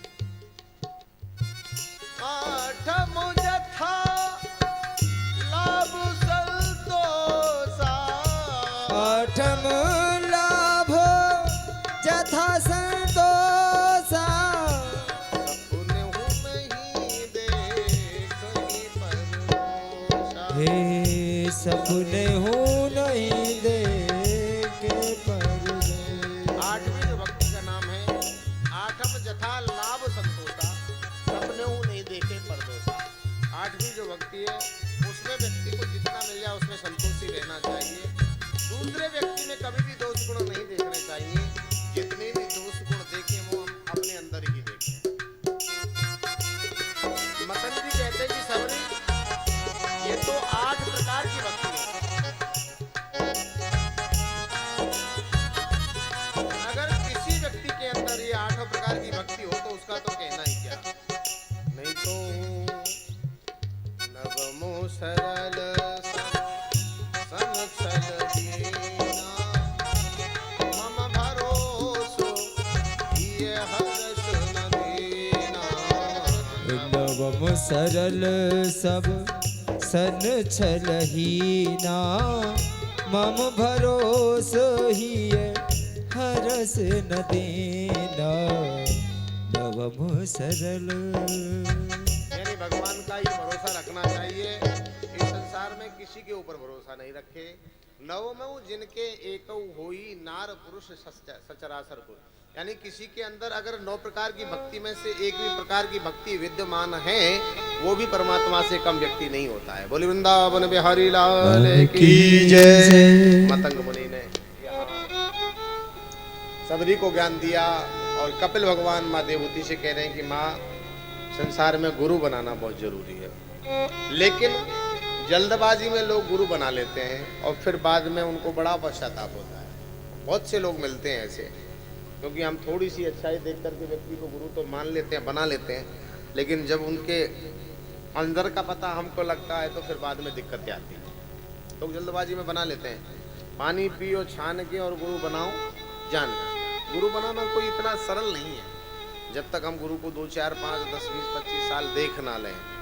या फिर गुरु एक ऐसा होना चाहिए जिसके सामने हमारा मस्तक झुक जाए कि हाँ ये गुरु बनाने योग्य व्यक्ति है, इसमें वो व्यक्तित्व है, तो उसको गुरु बनाना चाहिए। गुरु आजकल तो कंठी लेकर के बाजारों में घूम गए, भाई हमसे कोई कंठी ले लो, गुरु मिला के। गुरुओं की अब लाइन लगी हुई है, लेकिन गुरु का जो दर्जा है वो बहुत ऊंची क्वालिटी है। इसमें इसको मतलब कहना तो बहुत सरल है, लेकिन इसको जानना और पहचानना बड़ी टेढ़ी खीर है। बोली वृंदावन बिहारी लाल की जय। बोलिए कृष्ण कन्हैया लाल की जय। मैया को सांख्य सिद्धांत का ज्ञान दिया, और सांख्य सिद्धांत का ज्ञान देने के बाद में यही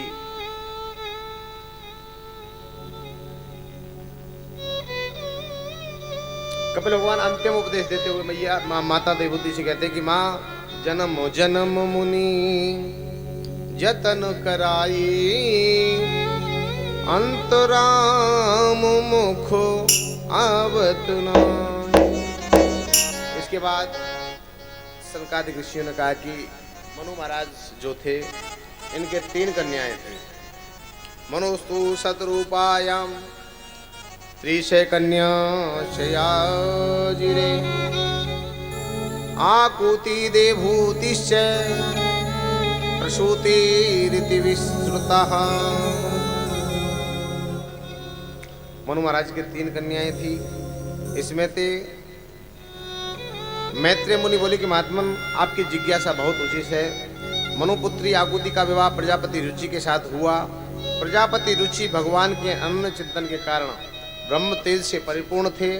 आकुति ने एक पुत्र यज्ञ तथा कन्या दक्षिणा को जन्म दिया। पुत्र यज्ञ को महाराज मनु ने ले लिया तथा दक्षिणा को पालन आकुति ने किया। यज्ञ के रूप में भगवान विष्णु तथा दक्षिणा के रूप में स्वयं भगवती लक्ष्मी थी। अतः मनु एवं प्रजापति की सहमति से यज्ञ तथा दक्षिणा का विवाह संपन्न हुआ। मनु महाराज की दूसरी कन्या देवहूति का विवाह कर्दम ऋषि के साथ में हुआ और देवहूति कर्दम अभी आपने वो संवाद सुना है। बोली वृंदावन बिहारी लाल की जय। हरि मुरलीधरा मन मोहना हे नंद नंदना। ओ मुरलीधरा मन मोहना हे नंद नंदना नारायणा।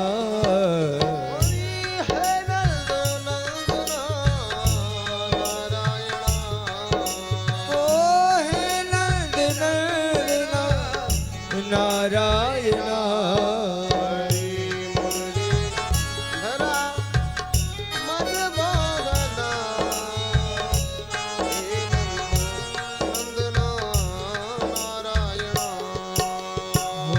मुरलीधरा मन मोहना हे नंद नंदना नारायणा।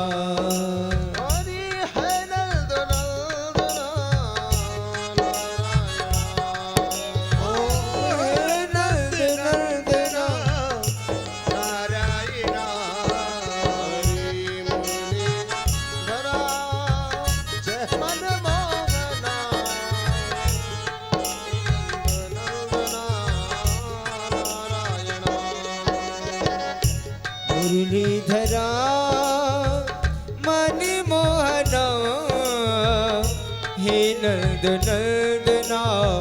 मनु महाराज की कन्या अनसुईया का विवाह अत्रि मुनि के साथ में हुआ। अत्रि मुनि ने घोर तपस्या की। अब जब तपस्या की तो इनके मन में भगवान को यहाँ पुत्र रूप में देखने की इच्छा हुई।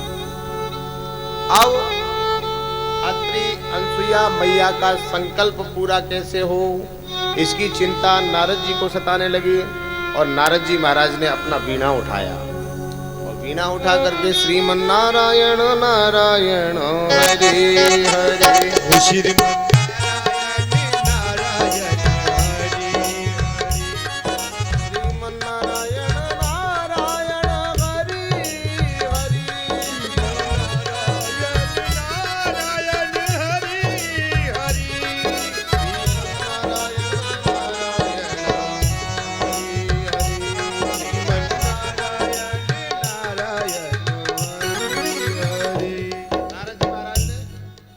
वीणा उठाया और वीणा उठा करके नारद जी महाराज कैलाश पर्वत पर चले गए और माँ पार्वती जी को प्रणाम किया। माता आपके श्री चरणों में प्रणाम करता हूँ। बोले कहो नारद। माँ पार्वती जी ने नारद जी महाराज के लिए मोदक दिए, लड्डू दिए निकाल करके, लो नारद खाइए। अब यहाँ नारद जी ने मृत्यु लोक की अनसुईया की प्रशंसा करना प्रारंभ कर दिया। नारद जी कहते हैं कि माँ, बोले कहो नारद क्या मृत्युलोक में सब ठीक है? बोले हाँ सब ठीक है माता जी, लेकिन मृत्युलोक में आपने भी मुझे मोदक खिलाए, लड्डू खिलाए और माँ अनसुईया ने भी मुझे लड्डू खिलाए थे, लेकिन माता जो आनंद माँ अनसुईया के लड्डुओं में आया है वो आपके लड्डुओं में आनंद नहीं है। बोले अच्छा नारद, मृत्युलोक में कोई ऐसी सती साध्वी स्त्री है जिसके लड्डुओं में, जिसके मोदकों में हमारे लड्डुओं से भी ज्यादा आनंद आपको प्राप्त होता? बोले हाँ माँ मुझे मिलता है। अब तो नारद जी ने थोड़ी सी माँ पार्वती जी के हृदय में आग लगा दी और वीणा उठा करके ब्रह्मलोक को ब्रह्माणी जी के पास में गए। बोले माता जी प्रणाम करता हूँ। बोले आइए नारद, दो लड्डू उन्होंने, बोले मैया तुम्हारे लड्डुओं में वो आनंद नहीं है जो अनसुईया माता के। लक्ष्मी जी के पास में गए, बोले माँ आपके लड्डुओं में वो आनंद नहीं है जो लक्ष्मी जी के, अनसुईया माता के लड्डुओं में। अच्छा हाँ। अब तो तीनों माताओं के हृदय में आग जला करके नारद जी महाराज अपना वीणा उठा करके चल दिए। जब नारद जी महाराज अपना वीणा उठा करके चलने लगे, अब होता क्या है, नारद जी महाराज जाने के बाद में तीनों देवियों के तीनों देवता आते हैं। तो तीनों देवियां खटपाटी लेकर के पड़ी हुई, लक्ष्मी जी, पार्वती जी, ब्रह्माणी जी, सब सभी देवताओं ने पूछा भाई देवी ये बात क्या है? बोले बात सब बड़ी विचित्र है। बोले फिर भी कुछ बात तो होगी। बोले बात ये है कि हमने सुना है मृत्यु लोक में कोई ऐसी सती साध्वी स्त्री है जिसका सतीत्व बहुत बढ़ रहा है, बहुत बड़ा सतीत्व चल रहा है। इसलिए हमारी इच्छा है कि आप उस सती अनसुईया के सतीत्व को नष्ट करके आइए। हमारी इच्छा है कि आप सती अनसुईया के सतीत्व को नष्ट करके आओ। बोले अच्छा। बोले हाँ। देवता बोले कि देवी हमारी श्रद्धा, हमारी मतलब इतनी तपस्या तो है नहीं, हमारी ना ही इतनी शक्ति है कि उस सती साध्वी का हम सतीत्व नष्ट कर सकें, लेकिन हमको आपके हाथों की रोटी खानी है। आपके कहने के अनुसार हम जाएंगे जरूर, लेकिन ये हमको खुद को भरोसा नहीं कि हम उसका सतीत्व नष्ट कर पाएंगे कि नहीं कर पाएंगे। अब तीनों देवता अपने अपने घर से चल देते हैं। ब्रह्मा जी, भगवान भोलेनाथ और विष्णु भगवान, तीनों जब अपने अपने रास्ते से जाते हैं तो तीनों एक जगह मिल गए। बोले भैया कहाँ जा रहे हो? बोले हम जा रहे हैं सती अनसुईया का सतीत्व नष्ट करने। आप कहाँ जा रहे हो? बोले हम भी वहीं जा रहे हैं। आप कहाँ जा रहे? बोले हम भी वहीं जा रहे हैं। बोले चलो, एक ही बीमारी के मरीज हैं, तीनों एक साथ चलते हैं। तीनों देवता चल दिए। अब अनसुईया मैया के आश्रम कुटिया के पास में जाकर के तीनों देवताओं ने साधु का भेष बना लिया, और साधु का भेष बना करके मैया अनसुईया से कहने लगे कि भिक्षाम देहि, मैया हमें भिक्षा दे दीजिए। मैया अनसुईया अंदर जाकर के पत्रम पुष्पम फलम तोयम लेकर के आई। बोले बाबा लीजिए भिक्षा। तीनों ने देखा कि वही देवी हम कोई छोटे मोटे भिखारी नहीं है, हम तो इंटरनेशनल भिखारी हैं, और आप क्या पत्र पुष्प लेकर के आई? छोटे मोटे भिखारी समझ रही हो हमको? फिर क्या चाहिए? बोले हम ऐसे भिक्षा नहीं लेंगे। आपको कैसे भिक्षा चाहिए? बोले आप अगर निर्वस्त्र होकर के हमें भिक्षा देती हैं तब हम भिक्षा स्वीकार करेंगे। माता जी ने करदम जी का कमंड उठाया। बोले भैया मैं अगर सती हूं और मेरा सतीत्व सच्चा है तो ये तीनों 6-6 महीने के बालक बन जाने। जल छिड़क करके तीनों देवताओं को 6-6 महीने का बालक। बोले भक्त वत्सल भगवान की जय। तीनों छोटे छोटे बालक बन गए। अब तीनों जब छोटे छोटे बालक बन गए तो मां अनसुईया ने तीनों बच्चाओं को पालना में डाल करके झुलाना प्रारंभ कर दिया। करदम जी आए, अत्रि मुनि आए, उन्होंने कहा कि देवी ये क्या कर रहे हो? बोले बस पूछो बता,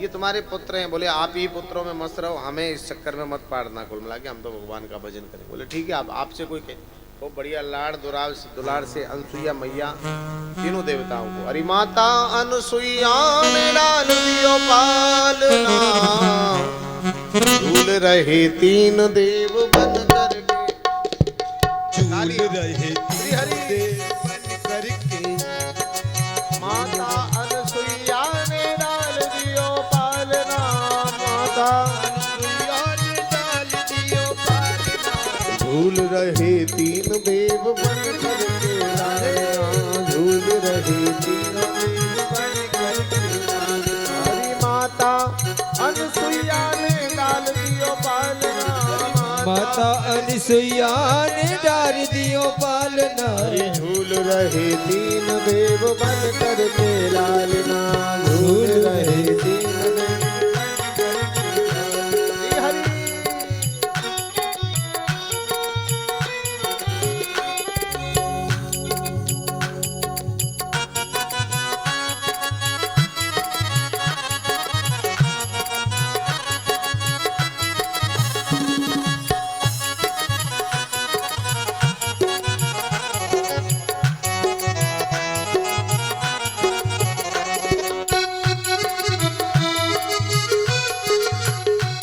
हरी माये खुशी से न फूले समाती, माये खुशी से न फूले समाती, गोदी में लेती कभी पल ना झुलाती, गोदी में लेती कभी पल ना झुलाती, कौन करे आज इनके भाग की सराहना कौन करे आज इनके भाग्य की सराहना।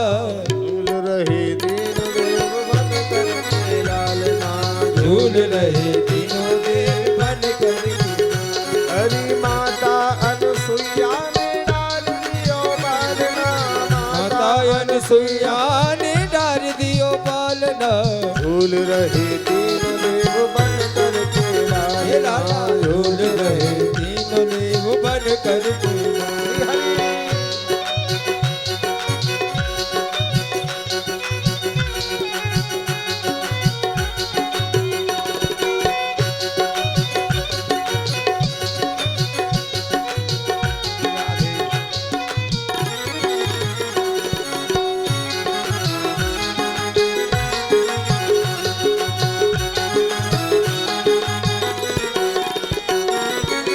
ब्रह्मा विष्णु शंकर आए ब्रह्मा विष्णु शंकर आए। ऋषि मुनि सब देव सिधाए ऋषि मुनि सब देव सिहाए। ऋषि मुनि सब देव सिधाए ऋषि मुनि सब देव सिहाए।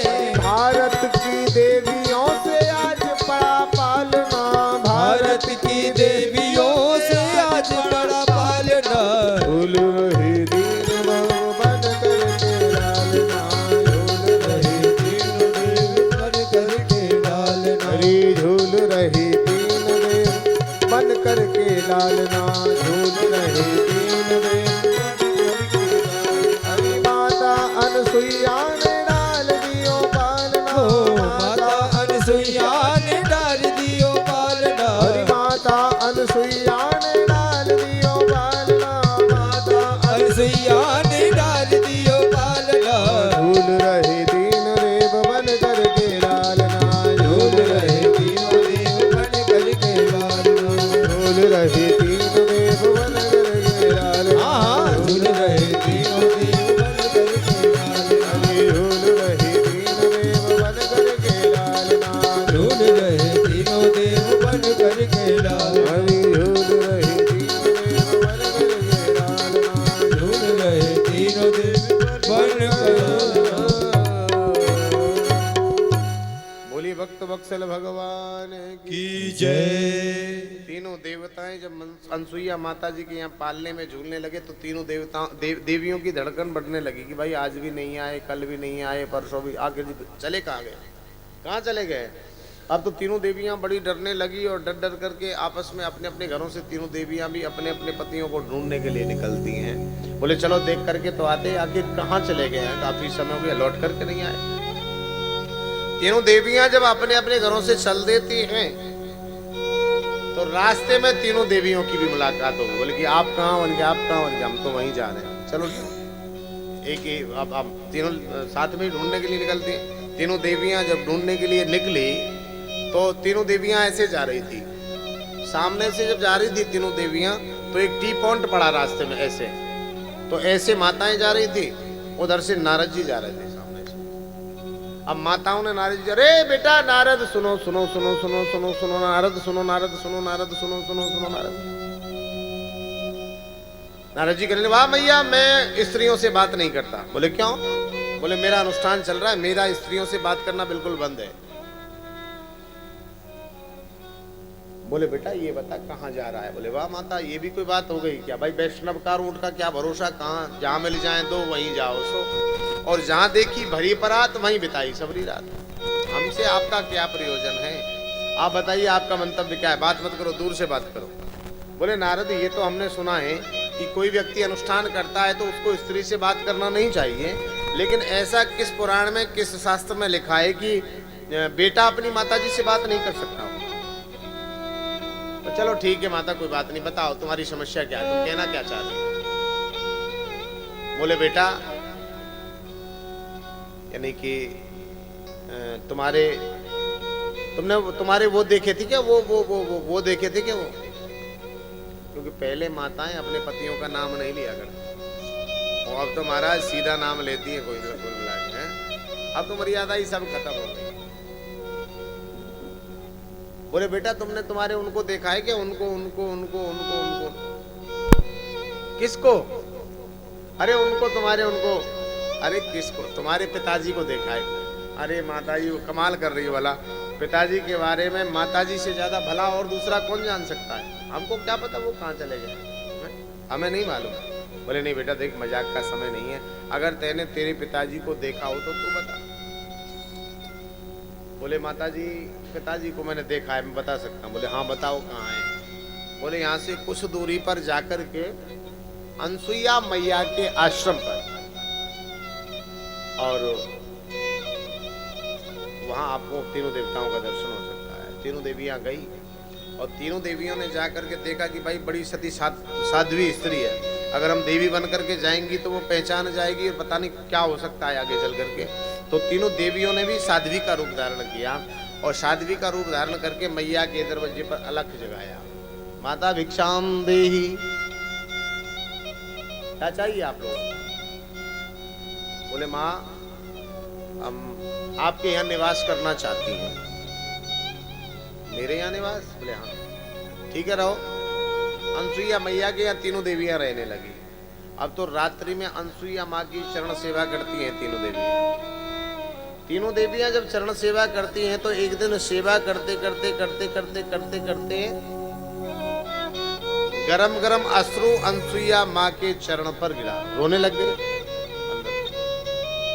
रोने जब लगी, गरम गरम अश्रु जब गिरा तो माँ अनसुईया कहने लगी कि देवियों सही बताओ आपकी समस्या क्या है? बोले माँ हमसे बहुत बड़ी गलती हो गई, हमने आपकी शक्ति को नहीं पहचाना, अब हम तुम्हारी क्षमा प्रार्थी हैं। ये जो आपके यहाँ पालने में झूल रहे हैं, हम तीनों देवियों के पति हैं और हम बड़ी दुखी हैं। आपसे प्रार्थना करते हैं कि आप हमारे अपने अपने पतियों को लौटा दीजिए। अच्छा, तब माँ अनसुईया ने तीनों देवियों को अपने अपने पतियों को दिया।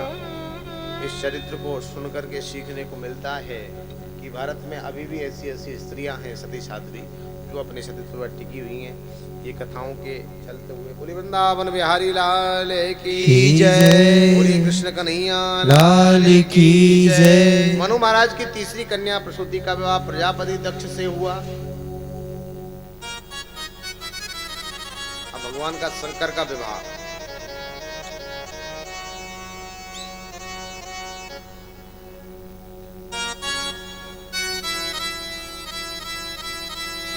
अरे मैंने झोली फैला दी कन्हैया, अब खजाना तू प्यार का लुटा दे। झोली फैला दी कन्हैया, अब खजाना तू प्यार का लुटा दे। अब खजाना, अब खजाना, अब खजाना, अब खजाना। अरे मैंने झोली फैला दी कन्हैया, अब खजाना तू प्यार का लुटा दे। मैंने झोली फैला दी कन्हैया, अब खजाना तू प्यार का लुटा दे रे। दोनों हाथों से तालियों की सेवा फैला दी कन्हैया, अब खजाना, अब खजाना तू प्यार का लुटा दे।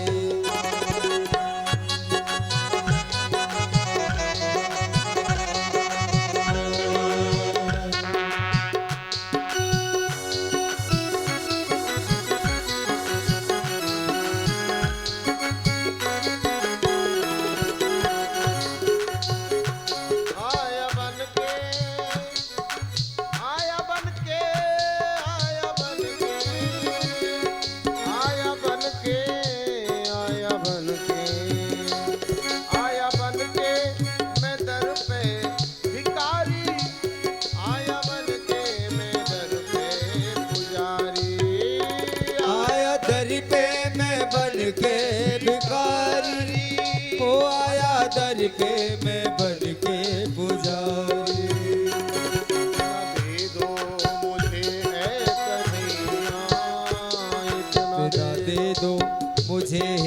कन्हैया।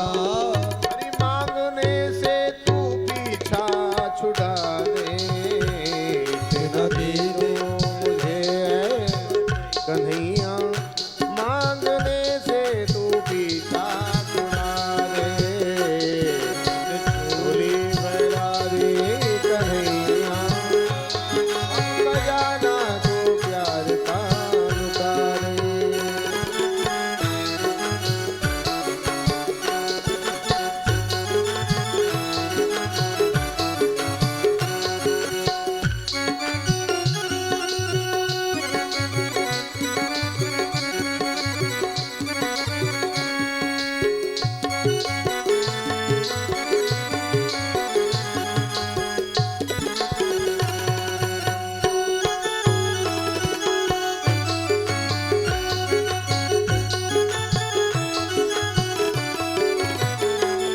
मुझको इतने मुझको इतने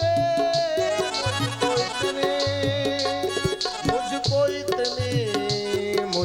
इतने मुझको इतनी शर्म आ रही है, जो जुबा से कही न जा रही है। मुझको इतनी शर्म आ रही है, जो जुबा से कहीं न जा रही है।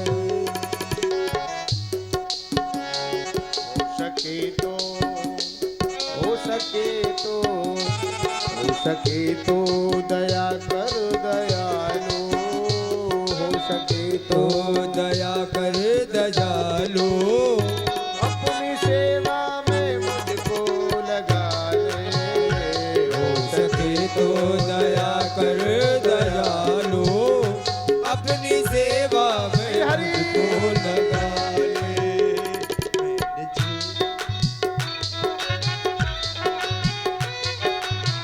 हे हरि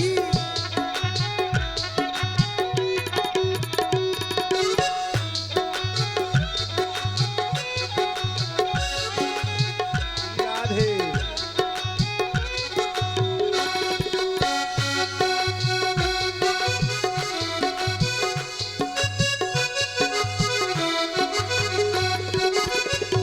ऐसे कब तक चलेगा गुजारा, हम ले आके दामन हमारा। ऐसे कब तक चलेगा गुजारा, थाम ले आके दामन हमारा। सबकी बिगड़ी बनाते हो मोहन, सबकी बिगड़ी बनाते हो मोहन, आज मेरी भी बिगड़ी बना दे। ओ सबकी बिगड़ी बनाते हो मोहन, आज मेरी भी बिगड़ी बना दे। मैंने झोली फैला दी कन्हैया, अब खजाना तो प्यार का लुटा दे। मैंने झोली फैला दी कन्हैया, अब खजाना तू प्यार का लुटा दे।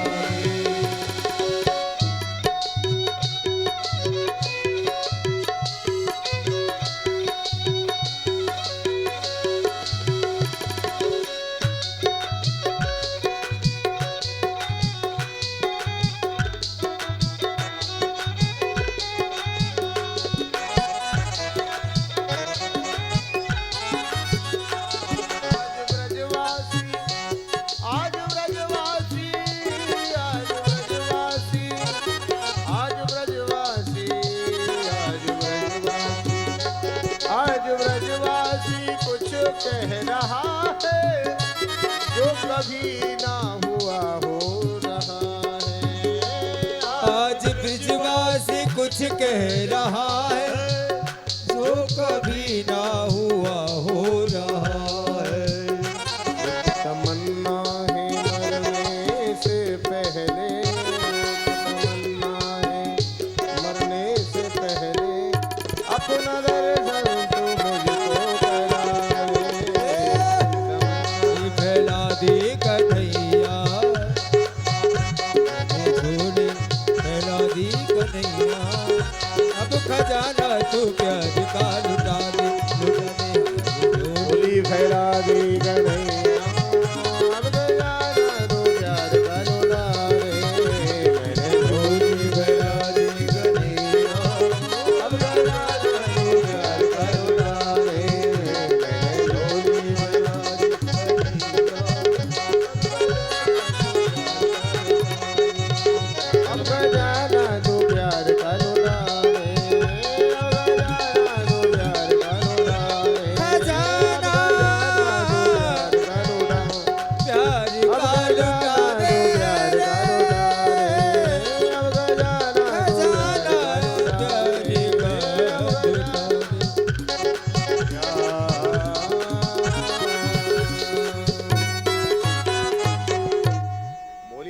वत्सल भगवान की जय। मनु महाराज की तीसरी कन्या प्रजापति दक्ष के साथ इनका विवाह हुआ। उसने 16 कन्याओं को जन्म दिया। दक्ष ने 13 कन्याओं का धर्म से, एक का अग्निदेव से, एक का पितर से और एक कन्या का विवाह भगवान शंकर से किया। प्रजापतियों ने एक विशाल महोत्सव मनाया। इसमें महान यज्ञ का आयोजन भी किया गया। इसमें प्रजापति दक्ष ने समस्त देवताओं को बुलाया, लेकिन भगवान शंकर को भी बुलाया। इस यज्ञ में सभी देवताओं ने प्रजापति दक्ष का खड़े होकर के सम्मान किया, सभी ने प्रणाम किया। लेकिन भगवान भूत भावन तो भोले भाले हैं। उन्होंने दक्ष जी महाराज को बैठे बैठे ही प्रणाम कर लिया। इसमें दक्ष ने यानी इस यज्ञ में सभी देवताओं ने मिलकर के दक्ष को यज्ञों का अधिपति बना दिया। यानी दक्ष को डिग्री दे दी याज्ञिक सम्राट। दक्ष को डिग्री दी कि याज्ञिक सम्राट। इधर दक्ष को जब यज्ञों का अधिपति बना दिया गया तो महाराज दक्ष जी ने एक बहुत बड़े यज्ञ का आयोजन किया। जो शंकर जी ने इनको प्रणाम नहीं किया था, इन्होंने इसमें अपना अपमान समझा और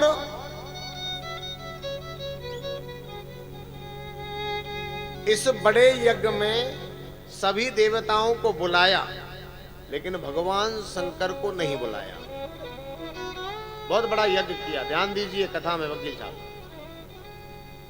दक्ष जी ने बहुत बड़ा यज्ञ किया। इस यज्ञ में सभी देवताओं को बुलाया, केवल शंकर को ही नहीं बुलाया।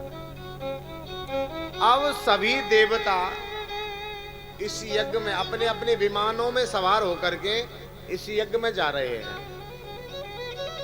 सभी देवता जब यज्ञ में सम्मिलित होने के लिए जा रहे हैं तो सती जी कहती हैं भगवान भूत भावन भोलेनाथ से, स्वामी जी।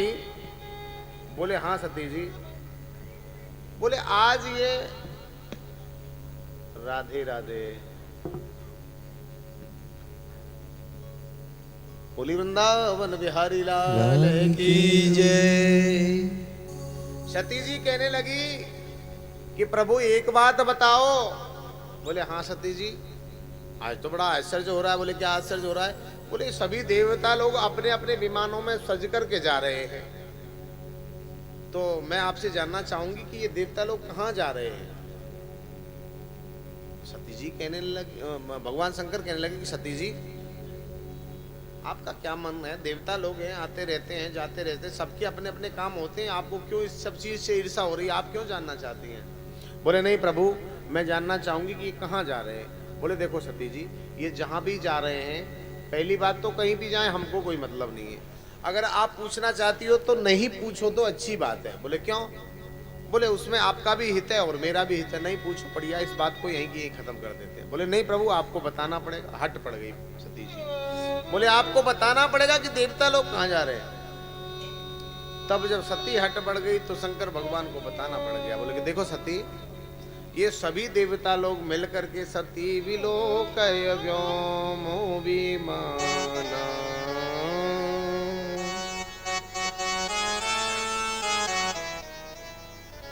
सती विलोकय व्योमो विमाना,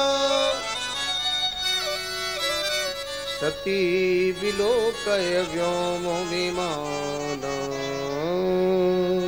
सती विलोके व्योम विमाना,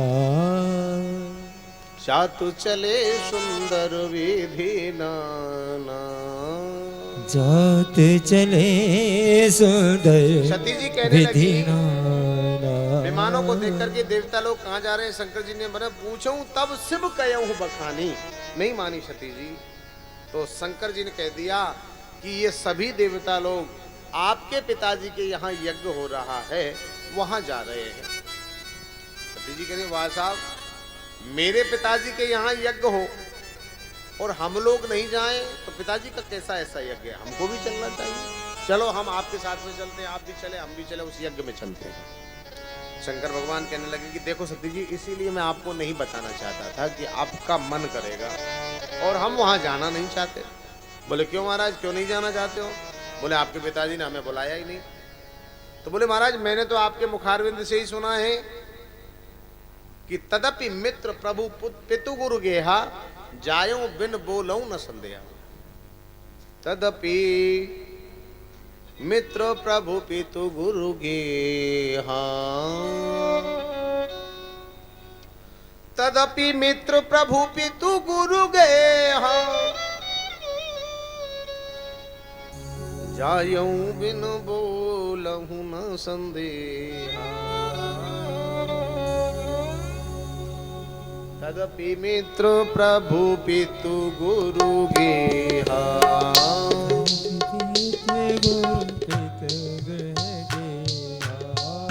तदपि मित्र प्रभु पितु गुरु गेहा, तदपि मित्र प्रभु पितु गुरु गेहा। हरि जाइए बिन बोलहु न संदेहा, बिन बोलहु न संदेहा,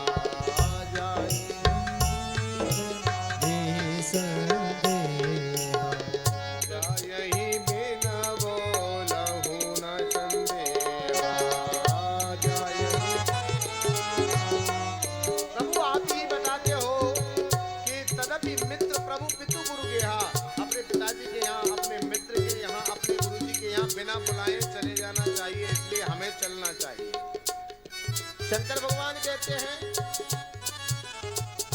सती जी ये बात ठीक है कि अपने पिताजी के यहाँ, अपने गुरु के यहाँ, अपने सगे संबंधी मित्र के यहाँ बिना बुलाए चले जाना चाहिए, लेकिन कब जाना चाहिए? तदपि विरोध मान यहाँ को,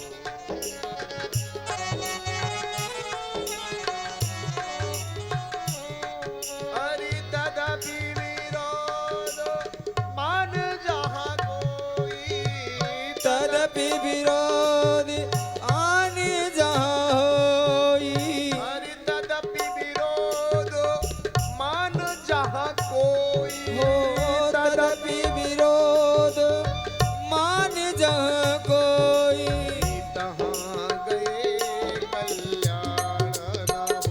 प्रभु तहाँ जाए कल्याण न होए, तहाँ गए कल्याण न होए। तहाँ जाए कल्याण न होए।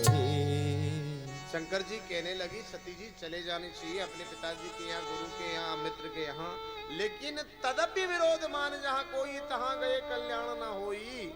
कोई अगर निमंत्रण देना भूल गया हो है, तब तो वहां चले जाना चाहिए, लेकिन अगर कोई चला करके तुम्हें बुलाना ही नहीं चाहता हो तो वहां नहीं जाना चाहिए। अगर वहां व्यक्ति जाता है तो वहां जाने से उसका कल्याण नहीं होता। तदपि विरोध मान जहाँ कोई, तहाँ गए कल्याण ना, इसलिए नहीं जाना चाहिए। और सती जी सुनो, मैं तो भगवान की समाधि में लग रहा हूँ, मुझे तो आप मतलब डिस्टर्ब करना, मुझे कुछ मत कहना, आपकी इच्छा है। ना तो मैं आपको जाने की कह सकता हूँ कि आप जाओ, और ना ही मैं आपसे ये कह सकता हूँ कि आप मत जाओ। आपकी इच्छा है, आपको जैसा उचित लगे वैसा करो।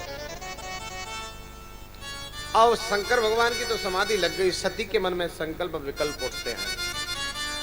मेरे पिताजी के यहाँ यज्ञ चल रहा है, बड़े सुंदर सुंदर ब्राह्मण आए हुए हैं, हमारे सारे सगे संबंधी आए हुए हैं, हमारे सारे नाते रिश्तेदार आए हुए हैं, और बड़ा आनंद आ रहा होगा वहां है, बड़ा यज्ञ में बड़ा आनंद आता है, और उसी आनंद से मैं वंचित कैसे रह जाऊं, इसलिए मुझे जाना चाहिए।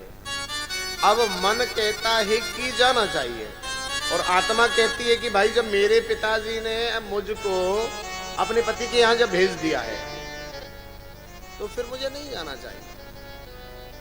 मन कहता है कि जाना चाहिए, आत्मा कहती है कि नहीं जाना चाहिए। जब मेरे पिताजी ने मुझे इनके साथ में वर्ण कर दिया है, मेरा विवाह शादी कर दिया, तो मुझे क्यों जाना चाहिए? नहीं जाना चाहिए। अब मन की जीत हो गई महाराज, आत्मा का तिरस्कार हो गया, सती जी के मन की जीत हुई। सती जी ने नंदी गणों को बुला करके नंदी पर सवार होकर के अपने पिताजी के यज्ञ की रास्ता में प्रस्थान कर दिया। बोली भक्त वत्सल भगवान की जय हो। जब अपने पिताजी के यज्ञ में सती जी ने प्रस्थान किया तो सभी लोग देखने लगे कि भैया कौन आ रहा, अरे वही आ रही होगी, सती शंकर आ रहे होंगे। सभी ने देखा। सती जी ने जैसे ही भगवान शंकर के यज्ञ मंडप में प्रवेश लिया तो वहां किसी ने सती जी से कोई बातचीत नहीं की। सबसे पहले सती की जो बहनें थी उन्होंने सती जी से कहा, क्या सती, क्योंकि आपस में बहनों में भी फूट होती है हल्की फुल्की। सती जी ने कहा कि काय पर उनकी बहनों ने कहा कि सती जी आप अकेली चली आई हो, आप अकेली क्यों आई हो, क्या भगवान शंकर को नहीं लाई? जबकि उनको पता था कि शंकर जी को बुलाया ही नहीं गया है, लेकिन जले पर नमक छिड़क रही है। एक तो सती जी वैसे ही दुखी है कि हमको बुलाया नहीं है पिताजी ने यज्ञ में, और ऊपर से जले पर नमक छिड़का जा रहा है। सती जी आप अकेली चली आई हो, क्या भगवान शंकर को नहीं लाई? बोले हाँ हाँ वैसा इसी में लाई। अंदर प्रवेश किया। माता जी ने सती जी से कहा और सती जी यज्ञ मंडप में प्रवेश करने लगी। सती जी जब यज्ञ मंडप में प्रवेश करने लगी, सती जी ने देखा तो वहां सभी देवताओं के लिए स्थान दिया गया है। तो कतहु न दीख शंभु कर भागा, सब देवताओं को स्थान दिया गया है, लेकिन भगवान शंकर के लिए यहाँ कोई स्थान नहीं दिया गया। शंकर जी के लिए कोई स्थान नहीं दिया गया। सती जी ने देखा कि भाई मेरे पिताजी ने बहुत अनर्थ किया है। आगे जाकर के देखा तो वहां सती जी का किसी ने मान सम्मान नहीं किया। सती जी ने अपने मन में संकल्प किया कि भाई अब मैं इस शरीर से अपने पति से जाकर के क्या मिलूंगी। मुझे मेरे पति ने मना किया था और मेरे पति की मैंने ना मान करके और मैंने ये अनर्थ किया, इसलिए इस शरीर से मैं अपने पति के दर्शन नहीं करूंगी। और यज्ञ कुंड के पास में जाकर के सती ने कहा कि अरे महाराज दक्ष, तुम बहुत बड़े याज्ञिक बनते हो, मेरे भोले भाले पति को तुमने छोड़ दिया है, जाओ, तुम्हारा ये कभी भी यज्ञ सफल नहीं हो सकता। और अस कहीं योग अगिन तन जारा, अस कहीं योग अगिन तन जारा, भयहूँ सकल मख हाहाकारा। सती जी ने दक्षिण की तरफ मुखारविंद करके और अपने प्राणों का उत्सर्ग कर दिया, अपने प्राणों का देह त्याग कर दिया। इस बात का लगा पता भगवान शंकर को लगा। भगवान शंकर ने अपनी लटाओं में से एक लटा पृथ्वी पर पटक करके मारी, उनकी जाओ दक्ष का यज्ञ विध्वंस कर दो। वीरभद्र आया, उसने जाकर के पूरे यज्ञ को नष्ट भ्रष्ट कर दिया। कुल मिला के पूषा की दाढ़ी नोच ली और सूर्य के नेत्र फोड़ दिए, जितने भी जब जिस जो था सबको नष्ट भ्रष्ट कर दिया। अब ब्रह्मा विष्णु महेश मिलकर के भगवान शंकर के पास में गए कि प्रभु ऐसा मत करो, इस यज्ञ को सानंद संपन्न कराया जाए। तब तो भगवान शंकर ने इन्हें सबके, और जो दक्ष था, दक्ष राजा, इसका सर मतलब तो मरोड़ करके उस यज्ञ कुंड में ही डाल दिया गया। भगवान शंकर जो है, बोली वृंदावन बिहारी लाल की जय। भगवान शंकर और सभी देवताओं ने जाकर के सानंद यज्ञ संपन्न कराया। देखिए आज की कथा को यहीं विश्राम देंगे, समय हो गया है क्योंकि सोता भी जाने लगे हैं। कल बड़ा आनंद रहेगा। कल की कथा में जो है भगवान भोलेनाथ का विवाह बड़ा धूमधाम से मनाया जाएगा और बाल भक्त ध्रुव की कथा, लला चरित्र इत्यादि करके कोशिश की जाएगी पावन भगवान तक, लेकिन प्रभु इच्छा तक रहेगी। कल बड़ी सुंदर सुंदर कथाएं होंगी। आप सभी लोग समय का विशेष ध्यान रखेंगे और प्रसाद में तुलसी रंजन परीक्षित जी देखिए, दिने दिने नवम नवम नमामि गोप संभवम। इसलिए कल बड़ी सुंदर भगवान की कथाओं का श्रवण आप लोगों को कराया जाएगा। आप समय का विशेष ध्यान रखें और आज की कथा को यहीं विश्राम देंगे। यानी दक्ष का यज्ञ सानंद संपन्न हुआ और कल माँ पार्वती जी का विवाह यानी भगवान शंकर के साथ में होगा और बड़ी सुंदर सुंदर लीलाओं का दर्शन और यानी श्रवण कराया जाएगा। आप सभी लोग उसको सुनेंगे। अभी आरती होगी, आरती करके प्रसाद लेकर के सब लोग जाएंगे, बिना प्रसाद के कोई भी नहीं जाएगा। बोले वृंदावन बिहारी लाल की जय जय जय श्री राधे श्याम।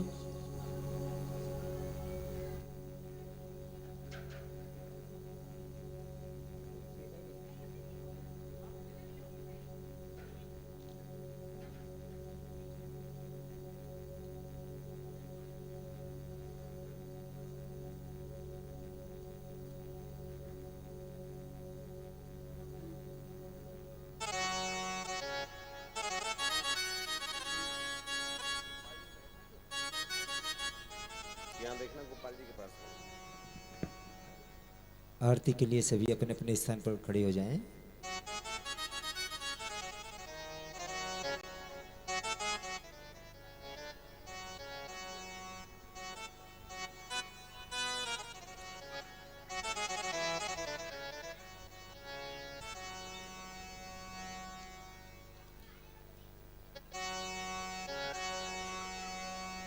श्री बांके बिहारी तेरी आरती गाऊं, हे रमण बिहारी तेरी आरती गाऊं। बांके बिहारी तेरी आरती गाऊं, ये आरती गाऊं प्यारे तुमको मनाऊं।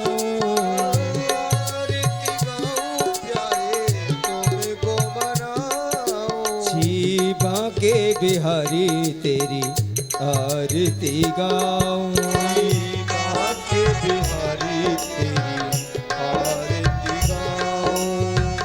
मोर मुकुट तेरे शीश पे सोहे, मोर मुकुट तेरे शीश पे सोहे।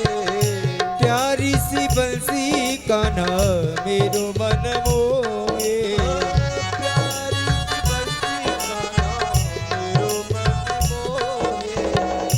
देख छवि बलिहारी में जाऊं, हरी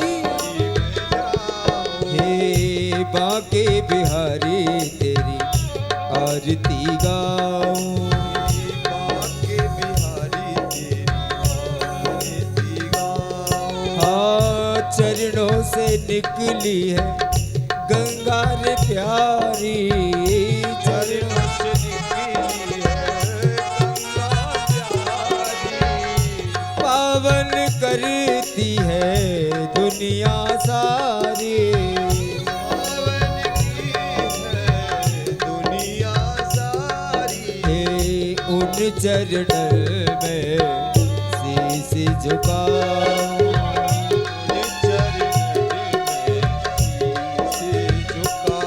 मेरे बांके बिहारी तेरी आरती गाऊं। बांके बिहारी तेरी